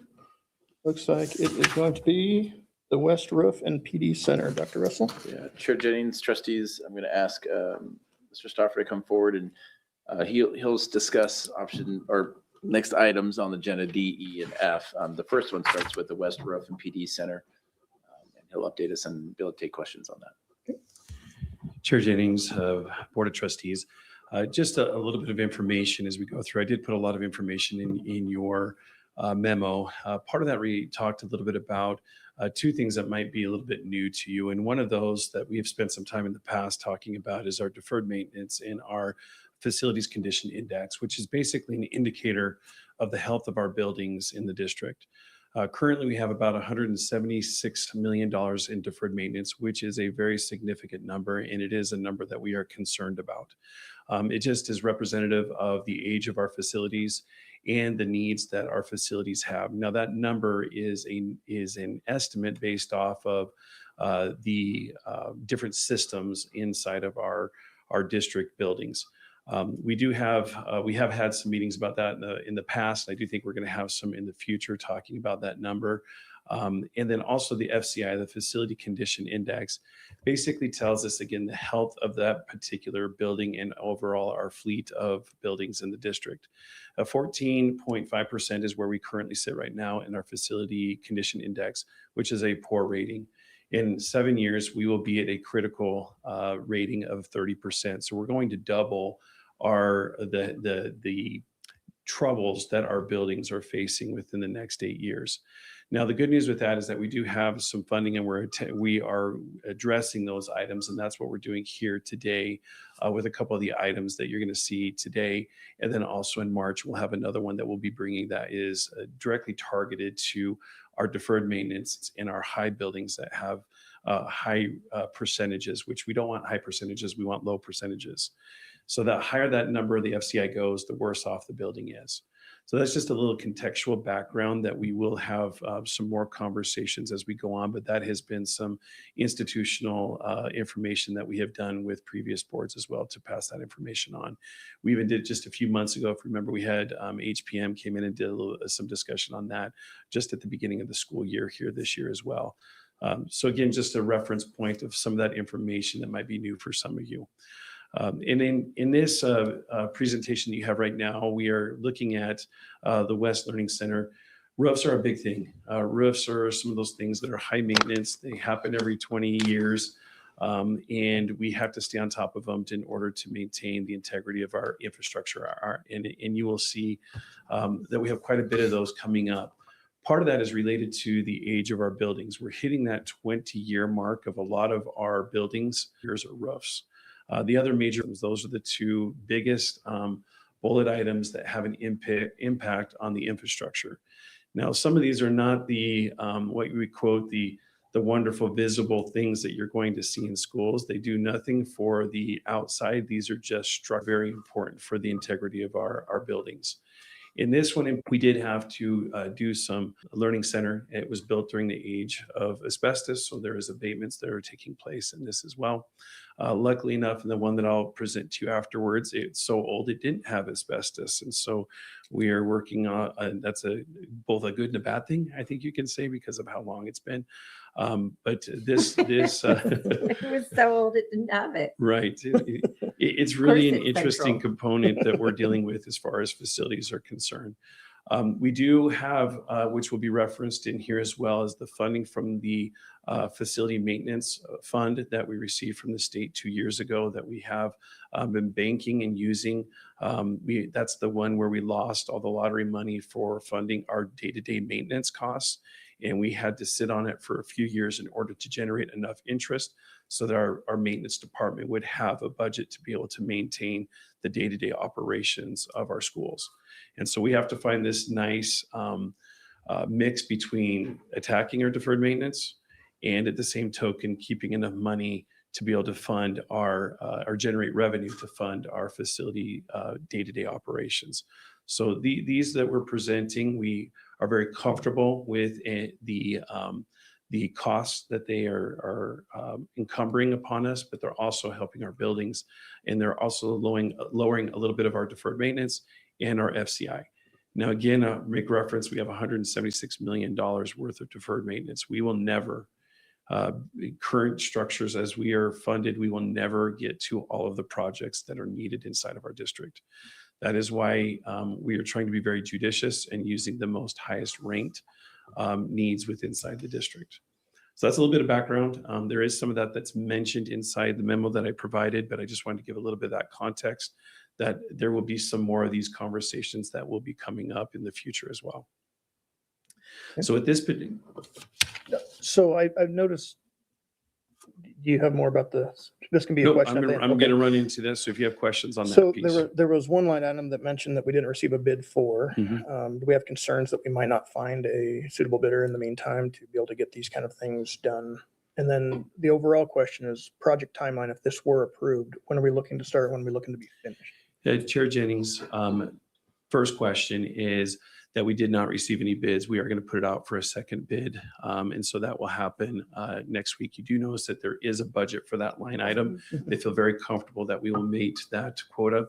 And again, I also reference our construction management company, which is Bennington, has done a very good job of keeping us with inside our budget or below. Notice that they originally projected this to be a 4.8, but the way that we have bid it, we're under $4 million. And so we do have a line item in there. They feel incredibly comfortable about getting in a bid. They do think that we will be under that bid. They do believe that they will have additional bidders in that second round. Okay. And then timelines? Your second one, this is a 6-month total project. The roof will be a 3-month component. And then the renovation of the library will be an additional 3 months. There will be no impact on the students because most of this will be the roofing part, which typically does and could have an impact on students, will be done over the summer and completed before students return. That is also the reason why we had to present this to you at this time frame, so that we could get all of the products ordered and ready in here for that start date of June 1 when we have the building available to start the project. Okay. Very good. Other questions? Trustee Benz? Yes, so kind of leapfrogging off of Chair Jennings' question, the bid, if I'm reading this correctly, the one part that we did not receive a bid for was the skylights, right? Chair Jennings and Trustee Benz, no, we did receive that. There is a clause that we could not accept that. We could choose that as an alternate. We have recommended to choose that. That's why it is included in the bid. So Okay. there's two parts. It was an alternate without it and an alternate with it. Correct. That was what I was going to ask, because I was looking at the memo itself, and if the board elects to accept the listed deductive alternatives, and it sounds as though, could we choose to use the existing skylights but still do the 80 mil roof, or is it both of these together. Does that make sense? It does. Okay. Chair Jennings and Trustee Benz, that does make sense. The board that can do that, it is our recommendation that you do not do that, that you do accept all the alternates. That's good. I just wanted to make sure I was Mhm. fully understanding. Thank you. Is this in addition to the skylights? Are we adding for more natural light? Chair Jennings, yes, we are adding some natural light components into it. So the answer is yes, we are adding that for this particular project. When we redesigned West to turn it into the learning campus, what did we do during that time? I know we added walls, but we didn't update things. We just really added walls. Chair Jennings and Trustee Taylor, one of the things that we were in, it was a time crunch to get the building prepared to move 2 schools into it. So at that time, the volume that we could handle within inside the 3 months was what we were able to do to get the schools into it. We also, at that point in time, were using levy money, and we had that partition particularly for that. These additions were in addition to what we had planned in the levy, and we knew we needed to hold on to the 521 money for a few years to develop that interest for our maintenance program. So it was strategic how we did do this. We knew all along that we were going to have to do the roof. But because of where the funding came from, we were trying to put it off until we had the federal or the state funds to be able to pay for it. And just tell me when it says design cost and just talk to me like I'm 5. A and Sure. E fee is? And you're looking at. So I'm looking at the Bennington bid, construction, yeah. West Library renovation. I just want to understand a couple things I didn't, like the A and E fee for, just a cool $206,000. Yes. So this is all your engineering, your designing. These are your architect's designs. These are submitting them to the city for approval. These are all those things that have to be done to meet code. This is all the design costs. And it didn't include, so I saw that down here that we had a soft cost somewhere. I thought That's that, on the memo. Mhm. did I see that it also included engineering? Thank you. Sorry, that asked for another 16,000 for the plan review and building permit fees, which aren't those usually built into the architecture? Chair Jennings and Trustee Taylor, ours have historically not. Okay. And so we have always line itemed them out because those costs do change at the city level. And so that we pay for those directly out of this to the city. So they do not go to the design company. So the things that are not paid for in this are, and I just want to make sure, any of the furnishings, fixtures, and equipment, but we feel like we have adequate amount once we get redesigned that we'll have all of those to go back in. Chair Jennings and Trustee Taylor, thank you that's a good question. The one piece that we have in here is not the fixtures yet. That will be bid out at a separate time, that we will have some of those that we will need, like the chairs, the desks. That will be coming in a little bit later. Typically, those are done post the design to make sure that we have everything in line with what we want to. But again, the 4.8 that we had articulated before, Yeah, I we see are it. going to We're be within our under. budget. We're under, but I would love to, be like 3 million under. Sure. Like I would like a roof for like, Sure. I don't know, a couple 100,000, right? Like, I mean, we can dream. I get it. And I'm just throwing out, I would just like that to happen. I hear you. We did come in under. I just want to know what I'm looking at. And then we picked West because on our list of maintenance, it was right now the most critical. Chair Jennings and Trustee Taylor, the answer to that is yes. We do have other needs that are not roof oriented. We had 2 major roof needs that we're presenting to you today. There are other needs that we'll be discussing as well. But we also have to be judicious on how much of the money that we pull down from our state budget so that we maintain the day-to-day operational costs. So that's why we are not running with 500 projects to take care Just of them one at a right now. We need to be very judicious and also look at those high level needs that we have. So that's a long answer for really a short one. The answer is yes, we did prioritize them, but there's a method to how we're approaching these. And then last but not least, when we talk about the fire alarm upgrade and allowance, is it a possibility that $174,000 will just make it back to us? Chair Jennings and Trustee Taylor, the answer to that could be yes. I will tell you though, my experience though is it does not. Fire systems tend to be very costly, particularly with the ever evolving updates and code requirements that come. Every year, there tends to be new codes that come into place that are fairly expensive. And so knowing that, that's why that number is placed in there, because codes are always updating, and we want to make sure that we have the most updates systems. And then phase 2, am I approving in this the phase 2 site improvements and allowances for both BP 18 site work, BP 19 landscape and irrigation, BP 20 exterior concrete, and then obviously additional design? Is that when we approve this, are we approving those phase 2 as well? And do we have those concrete numbers? Chair Jennings and Trustee Taylor, the answer is yes, you're approving the budget items for them. The second part of that question is that they are still forthcoming as far as those bids. Now, the one thing to be also mindful of is that about 18 months ago, we used the state law that allows us to use a construction management group, which part of that idea is that we get a maximum out-of-pocket price. So they guarantee the maximum price. If it goes over that, we do not pay it. And so this is their maximum price guarantee for us. Okay. And so if those bids go over, that is where they are taking those losses. So again, that's Idaho code that we get to use that. That's why we went to them about a year and a half, 2 years ago. We changed our platform to utilize that Idaho code. And we did a request for qualifications, which gave us Bennington Construction as our construction management group. And that would make the TBDs coming back to us. The answer to that is that again, there's a maximum price guarantee, but also we get 50% back. That is our agreement with Bennington. So they have, the way that they make money is to make sure that they're underneath that as well. You mentioned that this will happen based on the HB 521 funds. I've looked through all this stuff and I can't see a balance for 521. Do you have a? Yeah, Trustee. Do we know what that? Chair Jennings and Trustee Bearings. Where we're Yes, at? we're sitting at about $49 million in the bank right now. Now there is interest that comes, and that'd probably be a better question for. I didn't want to approve this without Yeah. knowing that. Oh no, Yeah. we have all of our money is listening in to there. us.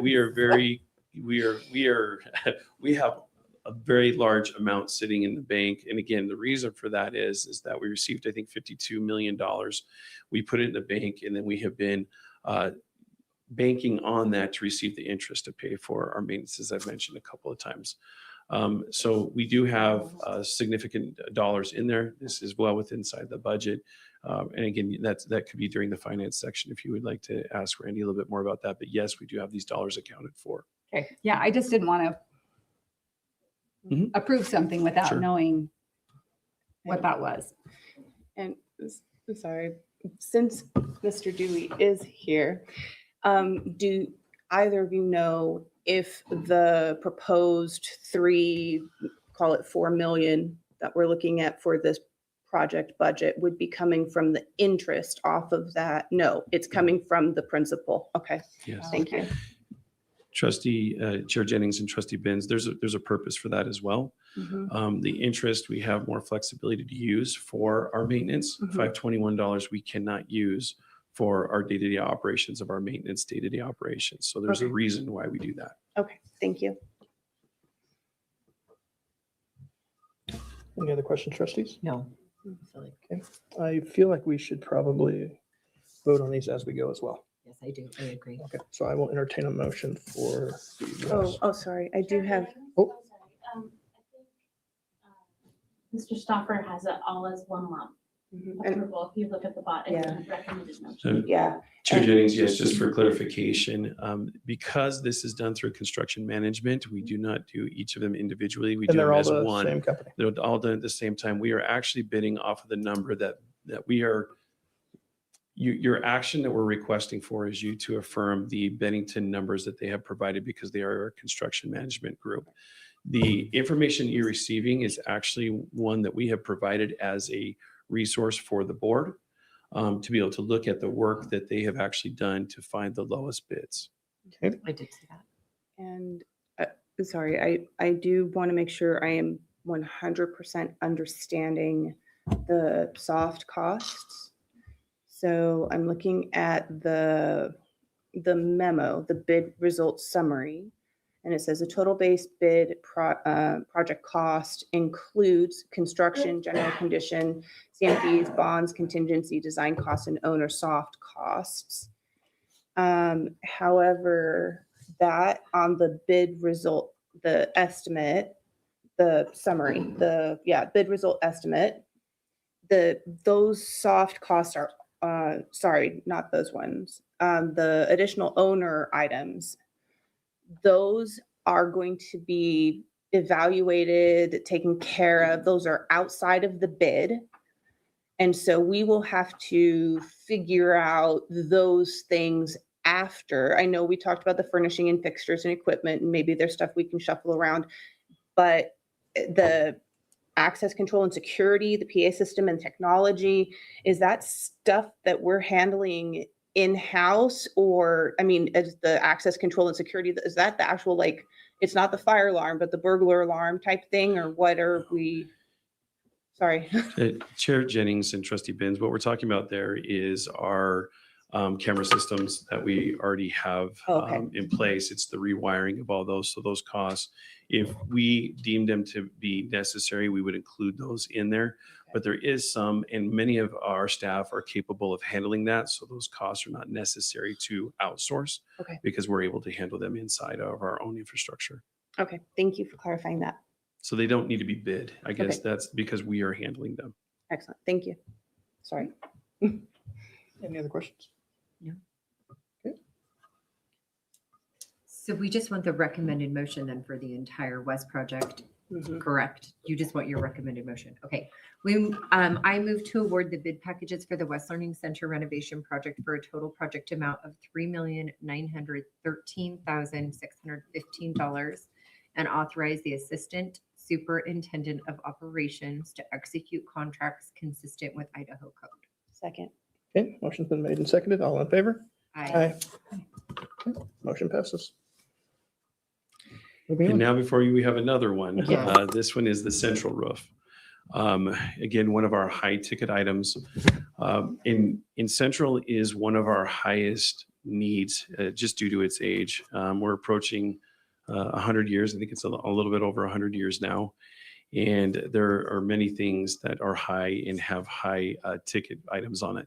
I will say I was very surprised with this bid. We originally had anticipated this would be over $1 million, but through the process of Bennington was able to utilize and found that we were able to save some significant dollars off of our original projections.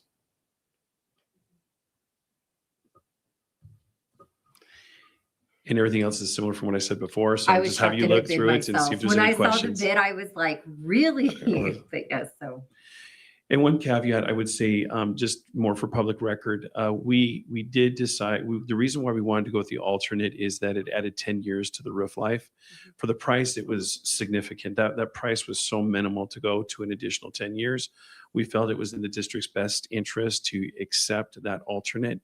The $10,000 to $15,000 it was to add that is so much in benefit for the district to add those that 10-year warranty onto that roof. So that's why we did bid it out as a typical 20-year, but for the additional 10 years of use on that and warranty, we feel it's in the district's best interest to add that alternate. Any questions, trustees? Okay, I'll entertain a motion. I move to approve the total project cost of $702,569 for central roof project and authorize the Assistant Superintendent of Operation to execute contracts consistent with Idaho code. Second. Motion's been made and seconded. All in favor? Aye. Okay, motion passes.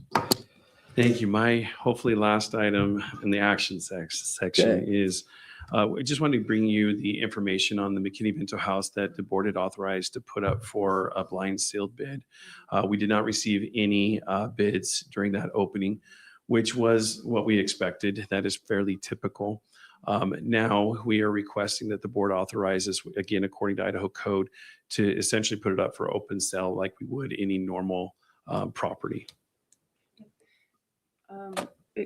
Question about that. How would that be managed? Would we be going through a realty company? Okay.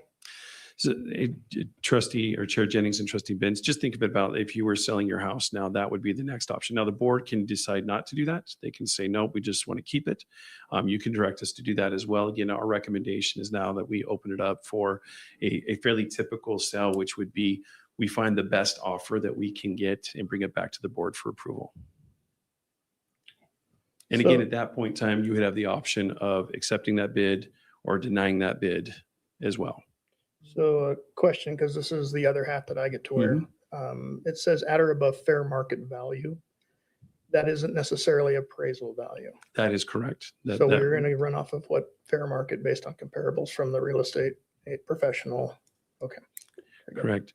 Trustee Jennings or Chair Jennings, by Idaho law, we have to get it appraised, and that is the minimum that the board can set in that first iteration of blind bids. And so there is another caveat in the law that allows another interesting variable, but that was not selected in this process by anybody who looked at it. So now it is what the market can drive, the most we can get out of what the market drives. Okay, wonderful. And so the process would be, the district contacts a realtor, hey, will you list this for us, blah, blah, blah. And then when you bring the bids back or the offers back to us, it would be, this is the appraised value, this is the bid, this is, or how? Chair Jennings and Trustee Benz, we've already submitted to the board, and it's in record, the appraised value of the home. We had to do that before we even started this process. At this point in time, what we would present to you is the best offer that we could receive for the home. That's what we would bring back to you. Right, but I mean, just because it's been a hot minute since we talked about the appraised value, and it would be helpful for me to have those numbers side by side so I could see what the difference is between them. Chair Jennings and Trustee Benz, we're happy to show it to you again. Again, the one thing for that is it would just be informational. It wouldn't be any basis for the amount that we receive, because now we realize that nobody is willing to pay the appraised value. Right, but then that could influence whether we decide to just wait a bit. Sure. Right? Sure. Yep. The house just said empty, correct? Yeah. Chair Jennings and Trustee Taylor, that is correct. And just again, for last month is when we did the board packet with the appraised amount as well. So I'll bring that back from last month as well. Okay, thank you. Any other questions? Okay, I'll entertain a motion. I move to authorize the Assistant Superintendent of Operations or designee to sell the district-owned residential property located at 446 Lakewell Avenue at or above fair market value in compliance with Idaho code after no bids were received during the blind bid period, and to report the final sell terms to the board for approval. Second. Okay, motion's been made and seconded. All in favor? Aye. Okay, motion passes. We're moving on to G, superintendent contract, and I think I will open this up for discussion. Yep, I'll start. For any of the trustees that weren't here, I know that some of you are aware of this. So when we renewed Dr. Russell's contract, our goal was to slowly bring him up to standard based on size and pay of other superintendents based on like district size. So we looked all through Idaho. We felt like bringing him up to that immediately would be a burden on the district. So our goal was to bring him up 2% per year. When we went to do that this year, we realized that it wasn't in the motion. So the legal and appropriate way to deal with that was just to bring it back as an addendum. So that's just what you see before you. I'm happy to answer any questions, or like I said, I think most of us were aware because we've had the discussion, but I'm open for any questions that you guys have. Yeah, just to piggyback with that, it wasn't a part of the conversation and somehow it simply got missed when we did his contract last time. Correct. Correct. Any other questions, trustees? Okay, I will entertain a motion if that's the case. I move to approve the recommended salary adjustments to the superintendent employment contract for Dr. Greg Russell as outlined above in the memo. I second. Okay, motion's been made and seconded. All in favor? Aye. Okay, motion passes. Okay, we'll be moving on to our information items, and Dr. Russell, I will just allow you to run through them if you wish. Yeah, Chair Kirkman, trustees, going to have Mr. Stoffer come and share some updates on some other projects that we're looking at and some other statuses of where we are with some facilities. Chair Jennings and trustees, it wasn't down long enough, I guess. I was hoping to sit down longer. Just a few pieces of information. Next month, we will be bringing forward to you a bid for Skyview High School and some things that we've identified as high needs. They include the flooring. As you walk into Skyview, the flooring has had some good years. It's now 30 years old, and it needs to be redone. There's also the bathrooms. There's some air movement and HVAC things that need to be done, and we'll remodel the bathrooms. Also, with the exterior doors and windows, we're seeing a lot of deterioration and rotting out of the iron that is in there, and so we'd like to replace all those. So we would be just providing the board some information that will be coming. We will, and again, because of the time frame and the legal requirements of the state for bidding, it will be in your packet on the Friday, the 13th, just because of our timeframes. I have worked with Bennington to try to push that up a little bit, but just for this cycle, we ask for your patience again, just because construction and the requirements that we have, we need to have this one in the March board packet. Otherwise, we miss the window to be able to do it this summer. That's one item. The other item is I just wanted to make you aware that we are full-fledged ahead on the renovation of the baseball fields. Columbia, right here, you can see we have this posted on our website. This is for our levy money. You can look at the things that are being accomplished and where they are at. Columbia is going to be completed within the next 2 weeks. They will start installing their turf on Monday, and it would be done by the weather bearing. We've had great weather. We've had really good weather, so it hasn't complicated any of our timelines. But right now we are projected to be on time on the 28th. Skyviews will be starting on the 25th as far as the excavation. They currently already do have their light stands placed in. This week we'll have all of the poles will be installed and the light heads will be installed. And over the next 2 weeks, by March 1st, they will have completed all the wiring and the lights will be ready. So we are on schedule for everything that we have predetermined and had proposed beforehand. So just more of an update. And you can find this information on our district webpage. Tyler, if you scroll down just a little bit, you'll see the timelines are there as well. Maybe it's up. You're right So there. will There the it is. light, will There's the lights be photograph. completed at Columbia by February 28th also? Yes, they'll both be completed Turf by, and- yes, turf and both lights. fields will be completed. They're doing them kind of simultaneously because Right. they're staging them. So the way that they're doing, they both will be done by the 28th, March or February? February. Okay. Yep. Even though you're going to start excavating Skyview? They're on the outside, so it has no impact on the Oh, lights. lights are done by the 28th, but Yes. the actual field. Correct. For Skyview will not start until the excavation will start on the 25th So Columbia will be complete by the end of the month. 28th. Yes. Skyview will be, what, do you know, have a completion date on Skyview? Skyview, the tentative on this is March 10th by our contractors. Again, that's the tentative based off of weather. We've just had really good weather, so we've been able to navigate it. And again, this is open for the public on our website, and it's updated once a week or sooner, depending on any of the variables that we do have. We've had pretty good luck this time around with our contractors entering in their information here. I've been hammering them every day too about it, but we've been getting it good information on this part. When are the season openers? Excuse me? When are season openers for these? That's a good question. They're in March. So Columbia's will be, if everything goes well, the next 2 weeks, Columbia's will be done before season starts. There is some preseason activities and practices. Skyview's is preseason, but there is some concern about one of their tournaments that they have, and we have been working with them since December on how to navigate that. Skyview's first, Chair Jennings and trustees, Skyview's first home game is on March 19th. They start season March 11th. They're at Kuna, at Eagle, at Timberline, and then they start March 19th at a tournament at Skyview. And Chair Jennings, one thing we did meet before we started this, we met with the coaches and the AD at both of the schools and let them know that there was a possibility that it would take through spring break, or again, depending upon weather. And they made schedules where they could be offsite, and they do have some other agreements with NNU as well to be able to be offsites if they need it. Okay, very nice. And, trustees, Columbia does not start until March 27th is their first home. And they They're did a lot away of scheduling, yeah. for, I think the ADs have kind of scheduled Mhm. away games to start the season just because it's. Very good.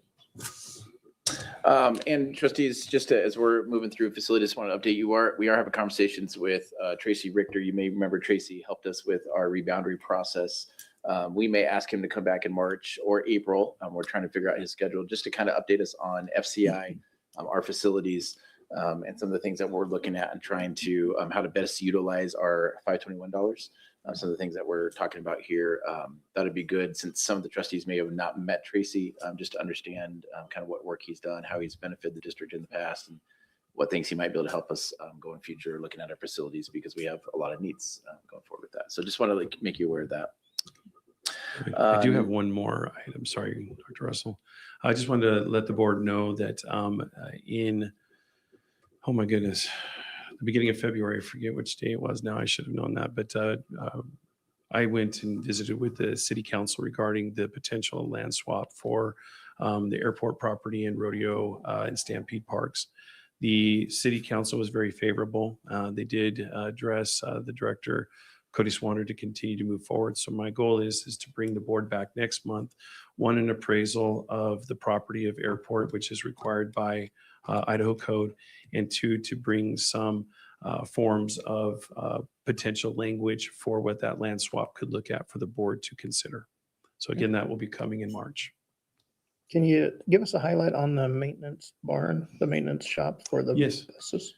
Yes, Trustee Jennings, we have, there was several projects have been ongoing. We did finish, and I think I reported this last time, but if I didn't, I apologize. We've finished the bathrooms that were on one side, which we needed to complete. The fuel tank was also approved to Friday, so we'll be utilizing our fuel tank on site. We're currently installing the, when I say we, our contractors are installing the fire hydrants that we need to put in. As soon as the fire hydrants are completed, which will take about 2 to 3 weeks, then the barn will be, we call it the bus barn, but the bus maintenance facility will be also about 6 weeks away from completion after that is done. So we're looking at anywhere from 2 to 3 more months before that project is completed. And then we will have one last item that will be a little bit later for the board to consider, which is the final phase of paving that facility. And we'll be bringing that for the board for consideration most likely in April. Total random question. That fuel tank's above ground, right? Yeah. Okay, yeah. Chair Jennings Of and course. Trustee I Taylor. know. Yeah. It of is course. I massive. know, It but is like in my mind, I 20,000 was gallons like, above oh, ground. Phase 1 environmental, maybe phase 3. Yeah. It's massive. It's 20,000 gallons. 10,000 of it is regular fuel. 10,000 is diesel. And it is quite the impressive structure. It has lots of safety features around it. It's pretty unique. Yeah, very cool. Our neighbors do have a fuel tank as well, and theirs is not as taken care of as ours is. We're winning the tank war. We will win the tank war. We have the most Got something there. fuel tank, yeah. Very good. Okay. Thank you. Thank you. Thank you, Mr. Stoffer. Next on our agenda, under information and reports, is enrollment average daily attendance. I'm happy to answer any questions you may have there. It's your typical report you see each month. If not, I'll ask Mr. Dewey to come forward and talk through our finance. But any questions on the enrollment report at all? Okay. Mr. Dewey, would you go ahead and give us an update on our finance? Yes.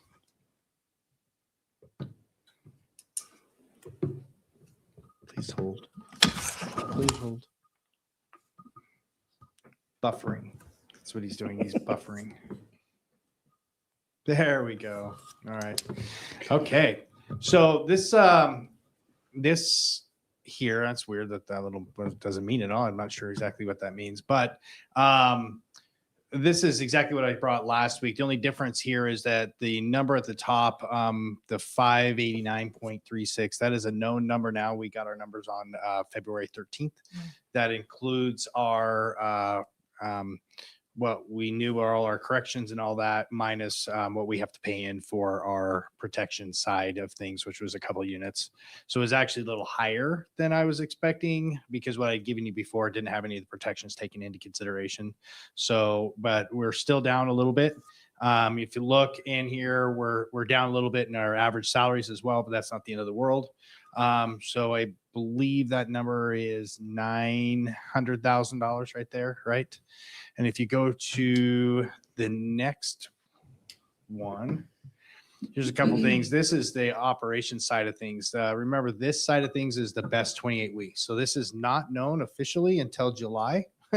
So our fiscal year is already done, and we'll know. We get a little close. It's relatively close. We kind of know it's about 90, 98, 99% of what our other one is. So the biggest key on this one I wanted to show here, our transportation numbers did come in. It came in a little lower than projected, but I think one of the reasons for that is I think they just gave us roughly about what we had last year, because we were a little late getting our final numbers in because we had some problems with some of our odometer readings and that kind of stuff. So we finally got those in, was able to get those in, but by that time they'd have to get that number out to the state. So they got that, and they'll give us the difference here shortly. It's a known thing that everything kind of updates. The really cool one, and I have to actually give props to HR Director Gwen Hamlin on this. If you look at that adjustment column, and this is also something that it's a one-time thing here, and I'm going to also say thank you for Assistant Superintendent back there, Waylon. By going to the career ladder this year-ish, one of the things that actually showed, which we kind of knew was going to happen, is a lot of our teachers realized that they weren't getting paid on the right, that the state didn't have them in the right area. In our previous way of looking at things and the way we paid, it didn't matter to them. They still got their same pay regardless. So if they turned their things in or they didn't give things right, they didn't really have any incentive on their own to actually do the things we needed them to do. Since we moved to the new pay cycle like we started to this year, a whole bunch of teachers came through and say, hey, I'm not in the system right.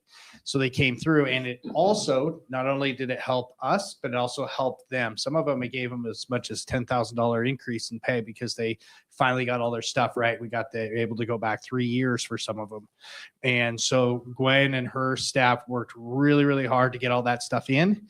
And as a result, that one-time $630,000, $625,000 one-time adjustments from previous years came through for us. So that was a huge thing for us. You could bring that back up. I'm just air fiving you. Yeah, I know. And so it's a double whammy. I mean, and this was, and it's a huge thing for us too, because it also starts to get us aligned with the state and one-to-one funding, if that makes sense. So we're not like way above or way below everything. So we're still trying to work through it. Supplemental is going to help a lot in that for next year as well. But little by little, it's actually going to align us pretty well, and things are going to work really well. What that does, though, it really brings down that potential negative amount from 1.5 million to 950,000. And again, that big number up, that $300,000 of transportation, I think most of that will probably go away as well. So little by little, like I said, things will get cleaner as we get closer and all those numbers come up. So that's why I try not to panic, but you never know until we actually start to get numbers coming in. And this is about that time when things are starting to come through for us. One of the things, if you want to go to the next one. I wrote these in the letter I wrote you guys about the budget stuff but I wanted to put it out for everybody else to read as well.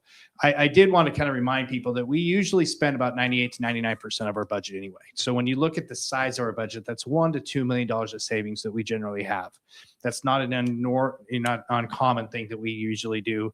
And it's when you have 20,000 line items, it doesn't take long for those to go up and down and that kind of stuff. So it's just kind of an average that we have. The original hope is, remember, we used $2 million of our fund balance to be able to kind of balance the budget this year. I was hoping to use a lot of that for that. Now, we're not going to be able to use as much for that, but with everything going down with our loss potential that we had for this year, we are going to be able to build that fund balance. That's actually going to help us quite a bit. And as you can see with some of the known savings that we already have in the system, I think we're going to be in a good spot still. I tend to say, I think, because, we still had to go till June, but as long as the state doesn't come back at the last minute and try to pull 1 or 2% of us this year, which isn't a done deal, but I think we're kind of safe right now. I think we're in a good spot to where we are. There's still risk for next year, and then we'll kind of go from there. You want to go to the next one? And then what's going on for next year? We're still in limbo. The way the state does that now is they do kind of what you guys probably saw when you went to on the Hill. They do the maintenance budget, and then they do the everything afterwards. The concern with the maintenance budget is just because they did the maintenance, so it doesn't mean it can't go down as well. It's in the past, it's always okay. Here's the budget, and then what are we getting extra? Because our state's always kind of made more revenue than what's projected, so it's kind of been easy for everybody. This is one of the first years they've actually had to do a ton of cutting, and it's making everybody up, and then easy. And then they just passed to be able to do this year another $155 million, and so that made it a little bit more difficult as well. So one of the things they are still trying to do, if you guys understand the career ladder, a teacher moves on a career ladder by basically they go to P1 to P2 or AP and that kind of stuff. So they're still trying, because it's statutory, to allow the teachers to have movement on the career ladder. In the past, what they would also do is they'd have a movement for the cost of living adjustment, that kind of stuff, which is anywhere from 2 to 5%. That committee in the state didn't even meet this year. So all across the state, there are no raises across the state. Everybody knows that's no raises. The state's proposing, the governor's proposing to get this money from basically PSIF, which is a one-time funding thing. It's kind of an odd way to pay for an ongoing money, but we'll, if they can do it, then that's great. The bummer is that, so that will happen, and it's supposed to happen. Our State Department believes that's going to happen, but none of our classified or admin will have the money. We don't have any money to give any raises from that. So, Chair Jennings, sorry, Mhm. just because I might have missed what you said. You were in your third point when you said the governor would want to get those one-time funds for administrative and classified, correct? No, so they're already saying there's not going to be any kind of So additional. no fund for there. So Mm-mm. those one-time funds were for what? So the one-time PSIF funds was we're for going to what? look is to basically be able to pay for the statutory increase of the In the career career ladder. ladder. Yeah. Okay, sorry. I just wanted to Yep, make yep, sure I I was probably wasn't fully that clear. understanding that there Mhm. wasn't something coming. Yeah, so we're trying to figure out what we can do, at least even give our steps usually about 2% over there. But if we don't get anything, the risk we're having is we're getting smaller. So as we're getting smaller as a district, everything kind of goes down as well with everything else, not to mention if our costs also increase, which I've talked about as well. We'll have a lot of conversations with that going forward. But until we get those numbers, we can kind of work on suggestions. We've worked all through the different areas, but we're still looking at it. The big risk, I think, for us is if they do plan on doing even next year a 1 to 2% cut on us, that is a lot of money. When I remember I just said a 1 to 2% cut, where we don't spend 100% of our budget, that could be $1 to $2 million that they just said we no longer are going to have next year. And if they say, well, the career ladder is statutory and they give that, so that pretty much means the only other areas they get it are operational. So that's kind of special funding and that kind of stuff. And that's what we're really trying to be real cognizant about what's going on with that. You can tell I have other questions. No, Sorry. that's I know, I'm great. like, Yep. do love though that the governor proposed health increases of 14% for those districts on the state plan. So two things. I want to call out the good work that we've done to get on the career ladder. I love that point. But I did see that federally there's going to be even more cuts for the state of Idaho because the governor is adopting that big, beautiful bill language. Yep. Right. So have you accounted for those cuts? Is that what you are talking about for those additional cuts, or do you think that will bring? Yeah, more so that cuts? was it was actually Representative Ayler's the guy who used to work for me and I Bailey, where is that he's the one who presented that, and they basically will make those big beautiful bill tax cuts retroactive to 2025. Okay, that's so what I wanted to that know. was an additional. Not only were we potentially down $300,000 to $400,000 because our tax revenues haven't been coming in. Then they just approved another 155 So you're million accounting for this. for that. So the beauty we have is they have said we're off the table for this year for having to deal with that tax cut. Okay. So it's similar to how we were off the table for the last tax cut where they said all the other state agencies had to find 2 to 3% to give back. K-12 has been kind of left alone right now. Yeah. Right now. Now, next year is where they've said we can't guarantee any of Yeah. that. And that's where JFAC, everybody's trying to look through that. And we're trying to give in the group I'm associated with was IASB, Idaho School Business Officials. We're trying to really focus on, hey, try to take it from these places, not these other places. We're trying to give ideas, but reality is we have no power in that. The legislators are making those determinations, and we're trying to. And work then I with them. saw something else, or I was following something else that said, obviously, our maintenance fund has been taken, right? It keeps going back. I think everybody, thank God the whole state of Idaho has deferred maintenance problems, right? Like, I think that actually works to our benefit because it gets talked about more, but there's nothing on the forefront that we're going to receive, obviously, any more money for. My personal opinion is I think the legislators believe that they did everything they could for us last year with the $1 billion, $2 billion thing that they've done, which again, because of that 50 million, look at the things we're actually able to do. I'm not. Yeah, I don't. So wanna it's get not first a in the bad mouth thing either. I and- just have a heightened Yeah. concern of budgeting because we are shrinking and we are also losing money. Right. So Yeah. I think that I Yep. just feel very heightened, like because I'm involved. I mean, in my own life, I lose $5 and I'm like, oh my God.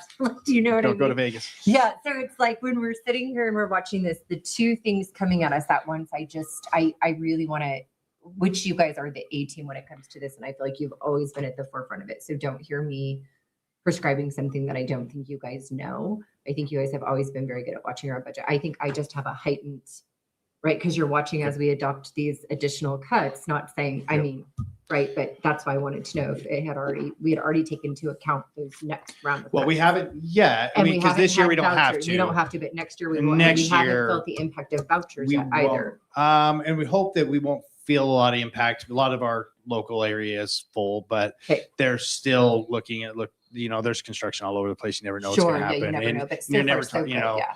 but the reality for us is you're 100% right in terms of every time that we lose children, we lose funding, right? And then our operational costs aren't going down. Correct. So we have the same number of buildings right now. All you guys know our utility bills aren't getting any less. Our software costs, they want to 3 to 5% every year. When you're talking $1.5 million in software costs, that costs a lot.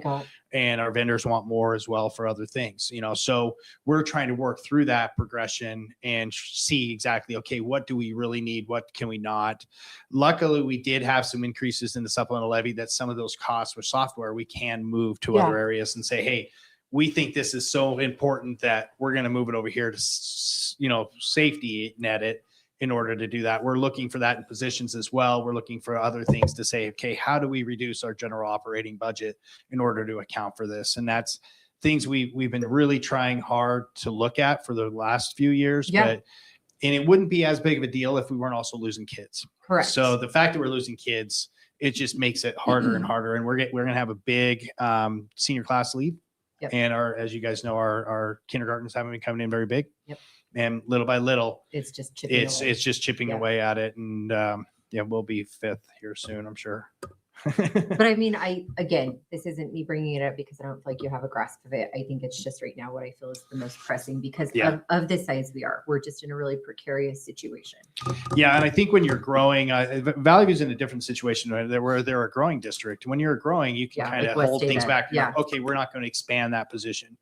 We've kind of got to our size and now it's hurt. It's similar to the federal government, right? It's easy to spend, but when you want to contract, who are you going to take back? Who's the most important? And everybody believes everybody's important. And so that's, I think, where we're at right now is like, what type of things are we're looking at that we can go down that path? But you're 100% right. And those are the same things we're looking at. But it would be nice if we had a crystal ball that what we know from the state right now, but we're really at limbo right now, really what they're doing. And I haven't even heard, it's almost like mums, they're talking about other things right now. And it's kind of that eerie silence. No, and I just wondered what we'd taken into account when we were talking about it and how that would affect us. So thank you. Thank you for you hit it right on though. One quick question. Are we still giving away units to that group of all the schools throw the units together? So we have to by law. That's what I was saying, the protection. Well, we got money from it. We did get money from it. Well, during COVID time, we were one of the ones that killed the whole formula, us and West Ada and Bonneville. But that was the only time we ever did. Now it's usually 2 units. This one's, I think, 2 units this year. So at about $175,000 unit, it's a chunk of money. And that was outside of the formula we just saw. That's taken in consideration. So that 589 has that taken into consideration. That's the number that we actually know we're going to get right now. So okay, all right, very good. Any other questions, trustees?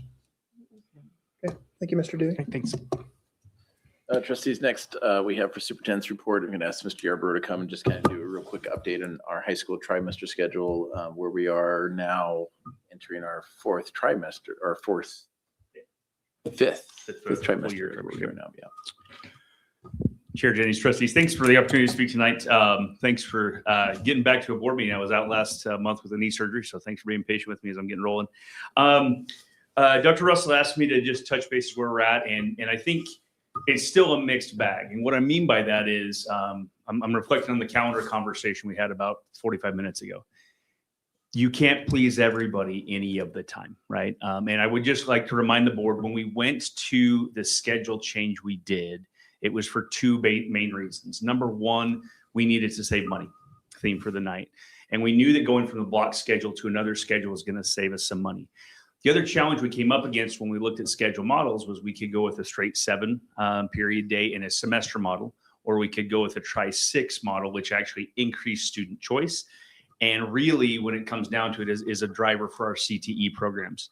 I won't say that that's been perfect by any means, because we are busting on a pretty tight schedule in the trimester to keep CTE programs going. However, in a straight 7, those are even smaller margins. So you're getting down to smaller class length of 45 minutes. So those are the dynamics we had. When I say a mixed bag, I've heard from folks that are, hey, this is fine. We're getting adjusted to it. Everything's good. One of the teachers I do have a relationship with challenges that she feels like there's 3 first days, if you will. She's teaching a one trimester course now. And so rather than having a first semester and a second semester, you have a first trimester, a second trimester, and a third trimester. So that's a burden, I think. Talking to some few students, including one of my own, my high school sophomore hasn't known high school other than a trimester. And I asked her the other day, like, how's this going? She goes, I really like it because I get to get through a lot of things. So there's that dynamic. But if I was to ask her if she was a senior, I think that conversation might be a little different, because those folks are still in, hey, I had 2 years of a semester-based schedule. Now I'm in the trimester-based schedule. So things are different there. But the highlights I would link back to, last year we had the highest grad rate we've had in I don't know how many years. And that included 1 year under the trimester model. I pulled some information I'll be sharing next month when we talk about graduation requirements. We actually see the vast majority of kids in our system graduating with many more than the minimum of 51 credits. And when I say many more, like 58 plus. And so that conversation, looking at that in the class of 2024, that was about 69% of kids. And again, I'll bring these numbers to you later, and we'll look at that next month. But then it's about 77% of our kids graduated with more than 58 credits in the class of 2025. So from that perspective, it's a good thing. Kids are taking advantage of a lot of the programming that we have to offer and the things that we do to try and attract and retain kids. That is just a blunt reality that we're up against in school finance. The way that school districts are funded in the state of Idaho is student enrollment. So that dynamic is there. And again, looping back to the tri-6 model, that was part of the conversation. If we had taken choices away, we were worried that that might have a detrimental impact on where we would end up. One of the other, I think I would stress again, now this would happen if we went with a trimester model or a semester-based model. We are seeing a lot of teachers and kids really appreciating at the high school level, seeing their teachers every day.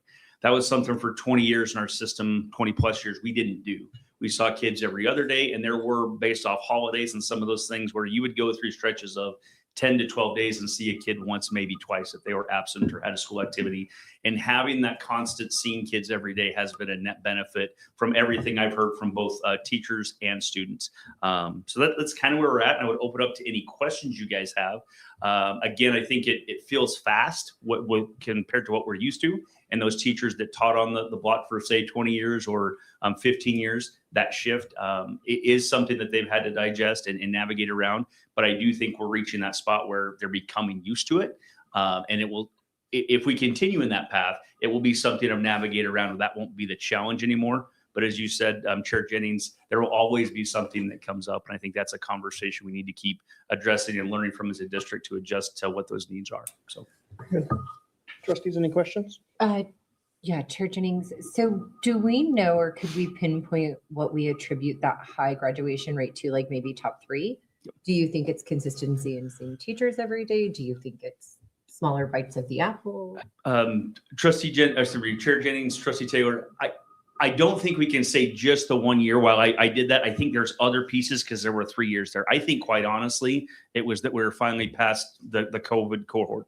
So we were back to a the COVID cohort, if you will. Oh, the right? COVID So cohort. Okay, I was like, wait, kids, what are we calling it now? I didn't know that cohort's a good, the okay. kids who in high school had been impacted by that disruption of schedule and those challenges. I agree. I see Last that. year's class was the first class that had 4 consistent years of education, if you will. They wouldn't have known what it felt like. So at I think that that's a age. piece of it. Yeah, I didn't think of that. I do think there is some truth to Trustee Taylor, though, the smaller bites of the apple or the quicker time frame that I can get through things. I think that's helped some of our kids. I also think it's interesting. We're seeing our summer school programming actually not need as much. We're not having as many kids enroll, and that's evidence in what we saw even in generation of support units in our summer school. We're not needing as many kids to complete because maybe they're being more successful in classes. That's an anecdotal thing I have right now. I could get into that data and see if that's actually proving true. But we are seeing, it seems like less kids involved in our high school summer programs. Again, not a bad thing, but there are some dynamics there that impact the entire system. I'd just add, if I could, trustees, the other thing what we're seeing is we've built programs for kids. And so the Union and Rise and Nampa Academy, some of those programs that we didn't have 3 or 4 years ago, we're getting kids in the right spots to fit their needs. So they're graduating and getting the credits they need and catching up when they need. While our comprehensive high schools are able to focus on the students and getting them through. So it's a system-wide thing. Which going back to our budget, when we start talking about budget and shrinking, yes, we're shrinking. Yes, we're getting less revenue, but we're not seeing a lot of less needs. And if we want to see student success, like the highest graduation rates we've had in a long time, we're going to talk about the IRI with the highest reading scores we had at 70%. Those are things because we got supports in schools. We have extra supports in counselors. We have extra supports in deans. And so it becomes very difficult when you're like, well, let's start cutting. Okay. But we're seeing results from the supports we're putting in. So it's just fine balance and something we're going to have to watch as we look at budgets. Thank you. Any other questions? Speaking of IRI, I'm going to have Mr. Keefe pull up IRI and just wanted to kind of share where we are. As I mentioned last year, a great year for us in IRI, very happy with that. And of course, the state decided to get a different contract and go with a whole different program. And so now our kids have to read to an AI generated program. And it is something that we're adjusting to.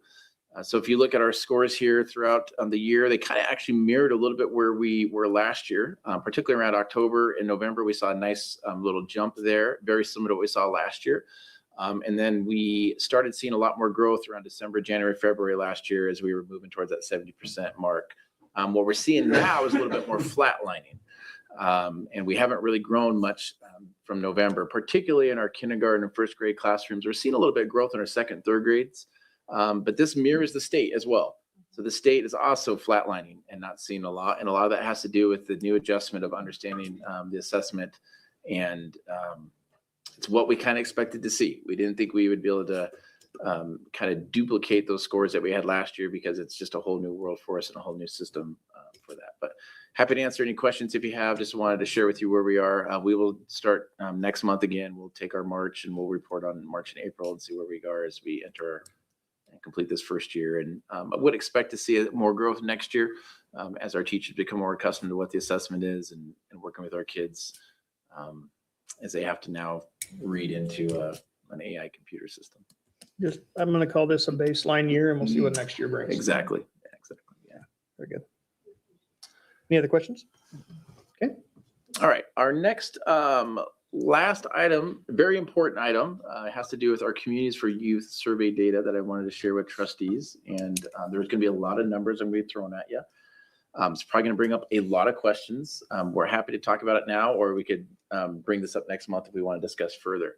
You're also going to see a lot of contradictions with some data. You're going to see some numbers that are like, well, wait a second, didn't we just say that number was this and now it's saying this? And many of those questions I thought up very similar as well. And this is just like our IRI, a baseline data year for us. It's the first year we've ever given out this survey to our students. The survey was given with parental permission, and it was to guide and get an idea of what are our students' needs when it comes to behavioral health. So Tyler, if you bring that forward, I'll kind of walk you through where we are. The purpose of this data was for us to first get exposed to what do we see in our schools. And I kind of shared last year with you that I know we got kids with needs, but I could not give you specifics on how many students had one need compared to another, or how that was at one campus versus another, or what that was for male or female, or however that may be. So we're having a little bit more data now that we can dive down and say, you know, this high school is seeing this kind of need, this middle school is seeing this kind of need. And some of the data that you're seeing here was given to principals individually. They were able to look at their schools and kind of see where their kids are and what some of their needs are.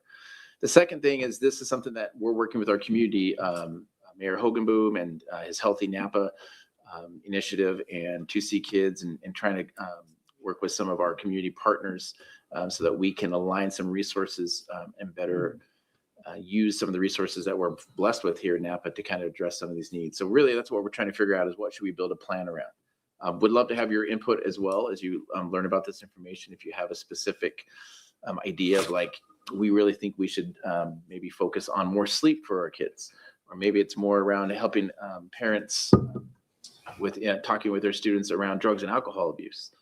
You'll see some of that in here as we go through the data. That type of input could be helpful, because I could share that with our larger community about, here's what the school district or the school board sees.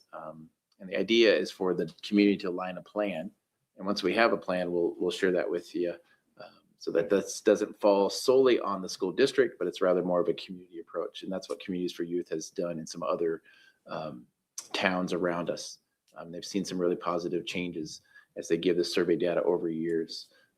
So next slide here, we'll kind of roll through it. So just general background how we got here.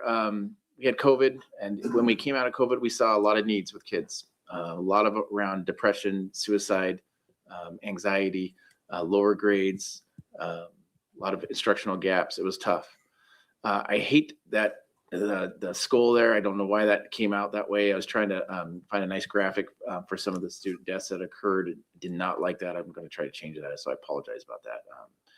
But we did have numerous student deaths that occurred for a 2 or 3 year period, which raised the awareness of, we need to try to address something with our kids. We know our kids are hurting. Then we ran into what I call the district focuses. Those were the financial issues that we came coming off of COVID, where we were losing ESSER dollars. We were going down in enrollment. We had an ADA enrollment switch at the state. So we lost millions of dollars in all 3 of those decisions, and we had to look at restructuring the district. That's when we looked at drawing boundaries and some of those things. So really, we are at the place now where we can start putting together good plans and looking at data. And that's kind of where we're at. Next slide. So we partnered with Boise State, the Idaho Department of Education, around a Communities for Youth survey, as I mentioned. I found out about this a couple of years ago when I went and that was an ISBA, I think it was IETA, where they presented and showed that they had worked with a couple other school districts and saw some really positive increases around some of their work in aligning community resources. Also realized that we didn't have strong data. We knew we had needs, and we're playing catch up on how we address those needs, meaning we would have a fire and then we'd try to put out the fire and kind of wait for the other fire. We weren't really being purposeful and intentional about getting ahead of the student needs. So if there was depression, we waited until somebody was in crisis before we were trying to address it, rather than trying to be preventative, and wanted to use data and align resources to be more upstream. Next slide, Tyler. So what we did, this is our first year administrating it. We administrated in September, and we administrated it to our 7th and 12th graders, and we had about 2,500 kids, almost 2,600 kids respond. You'll see the percentage there of our student body that responded, and we had a little bit higher responded rates in our middle schools than we did in our high schools. Now that our schools have kind of seen the data and how helpful that has been for some of their staffs, I'm hoping that we can get a little bit better result on percentage of student body that take that, because the more data we have, the more accurate it is. And like I said, this first year is a baseline. You're going to see some stuff that like, yeah, that makes sense, or that number seems really, really low, or I don't know if students were being honest in that question. There's some of that that we're wondering, and we'll see it as we were able to get more years with that data.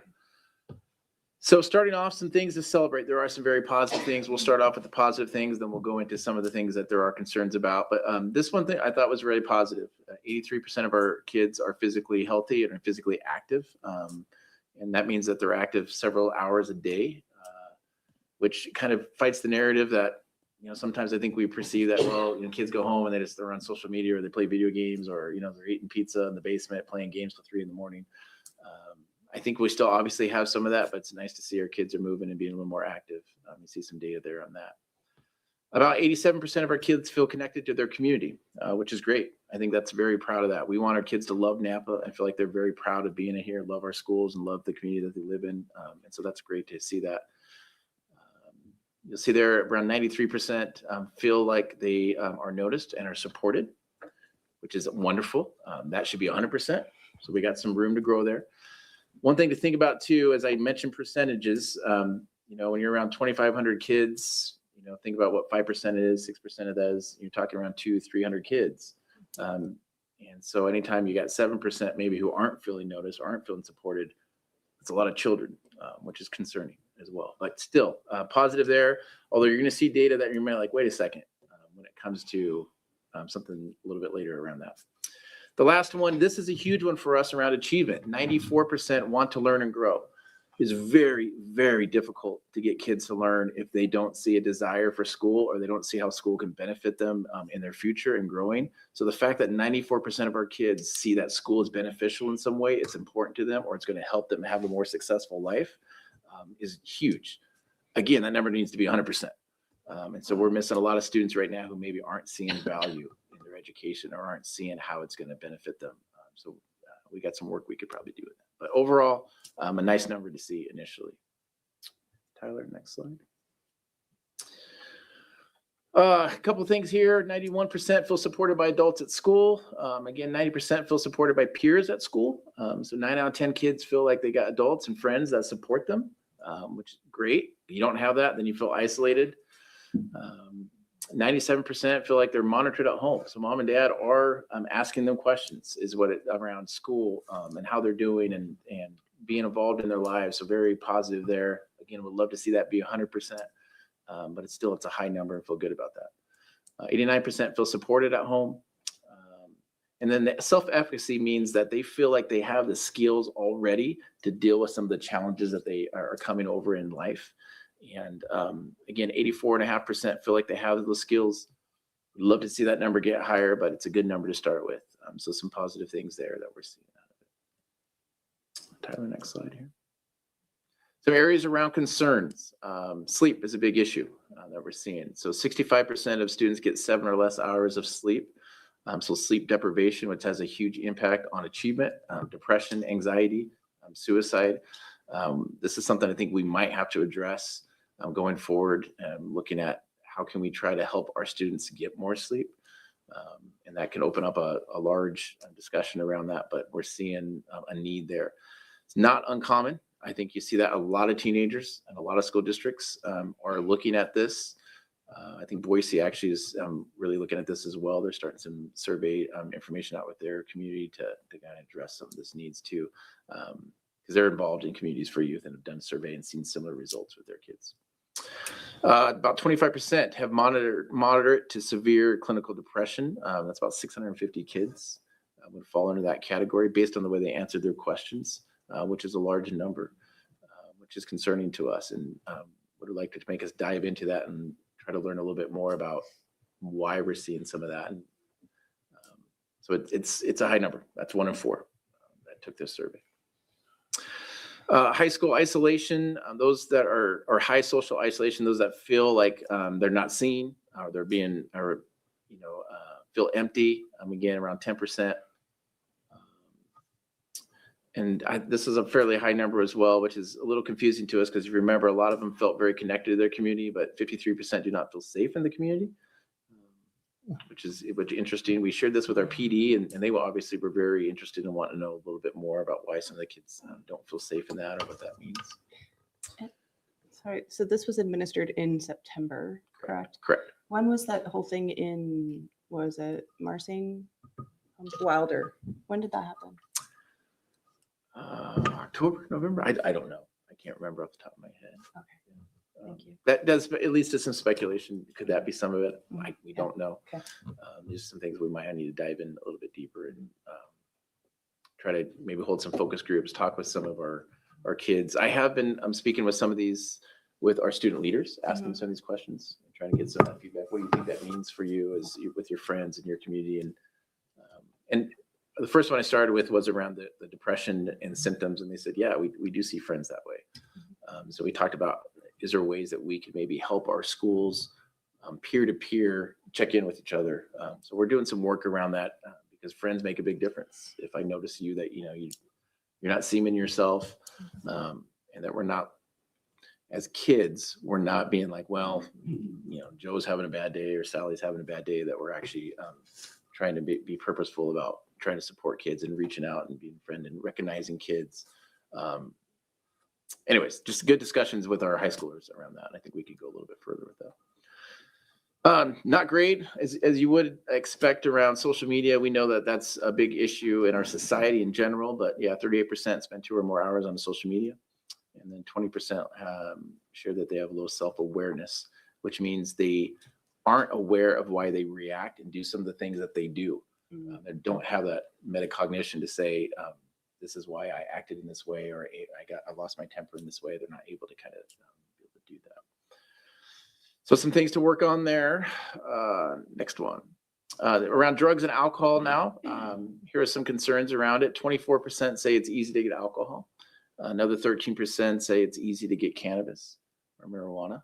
Again, high number there. Drug use. Some positives here. 97% have said they never smoked a cigarette. Now the question is, how honest are some of our kids being on some of these? Because these numbers seem very high, which makes you lead like this is a positive. I just want to throw out, I really don't feel like people smoke cigarettes anymore. Yeah, but I it's true. just really do want to throw out that I feel like everybody That's a good knows you point. should smoke cigarettes As you and go through vaping this, took hold. So the that's why I'm cigarettes like, make sense. I think that was a very 80s, 90s. I think so too. Now it's the vaping and the vapes. And so you see 91%, which a good number. But I don't know, based on some of the things we're seeing in our schools, it seems like it's a little misleading. So it's why I'd love to see this next fall and kind of where that comes out and having a couple of years to compare that. You'll see cannabis use, alcohol use, stimulant use, opioids. Again, Can I ask what's defined as a stimulant? Is that like Adderall? Or like, how do we define that? yeah, I think it just asks it on the question. Could it be like caffeine? Like, I'm just trying to understand like how they could have. Yeah, I'll have to look on that question. Okay. And some of the questions they asked on that. So would want to see those numbers all be at 100%, right? That is the ultimate goal. Never want to see any young child deal with any of those things, but just kind of gives us a snapshot of where we're at now. Not sure how accurate that is, but it gives us an idea. And is the assumption that they would have been fearful, obviously, because Yes. of punishment? Yep. Right. Like if I said, that I use drugs and alcohol, they can be able to trace my computer and come and bust And me. ask me, yeah, There's that sure, question. for sure. And so as we do this more consistently through years, and that gets out pretty quick.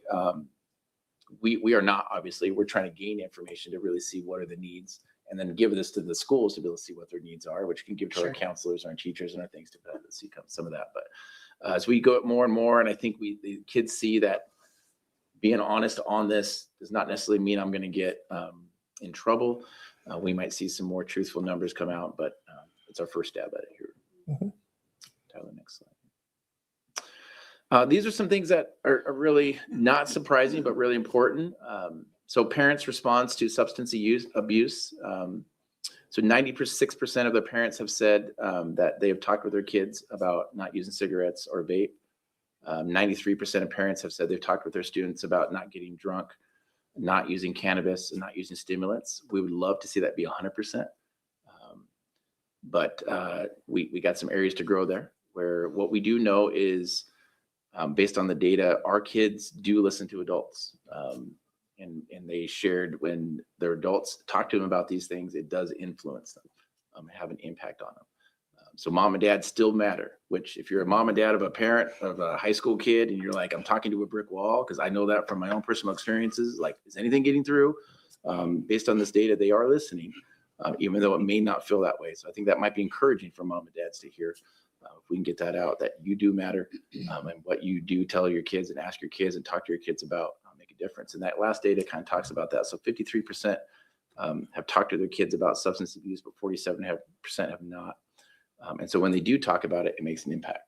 And when they don't, obviously it makes an impact as well. So some good information there for our families and our mom and dads out there. Next slide, Tyler. So these are some top predictors that they used with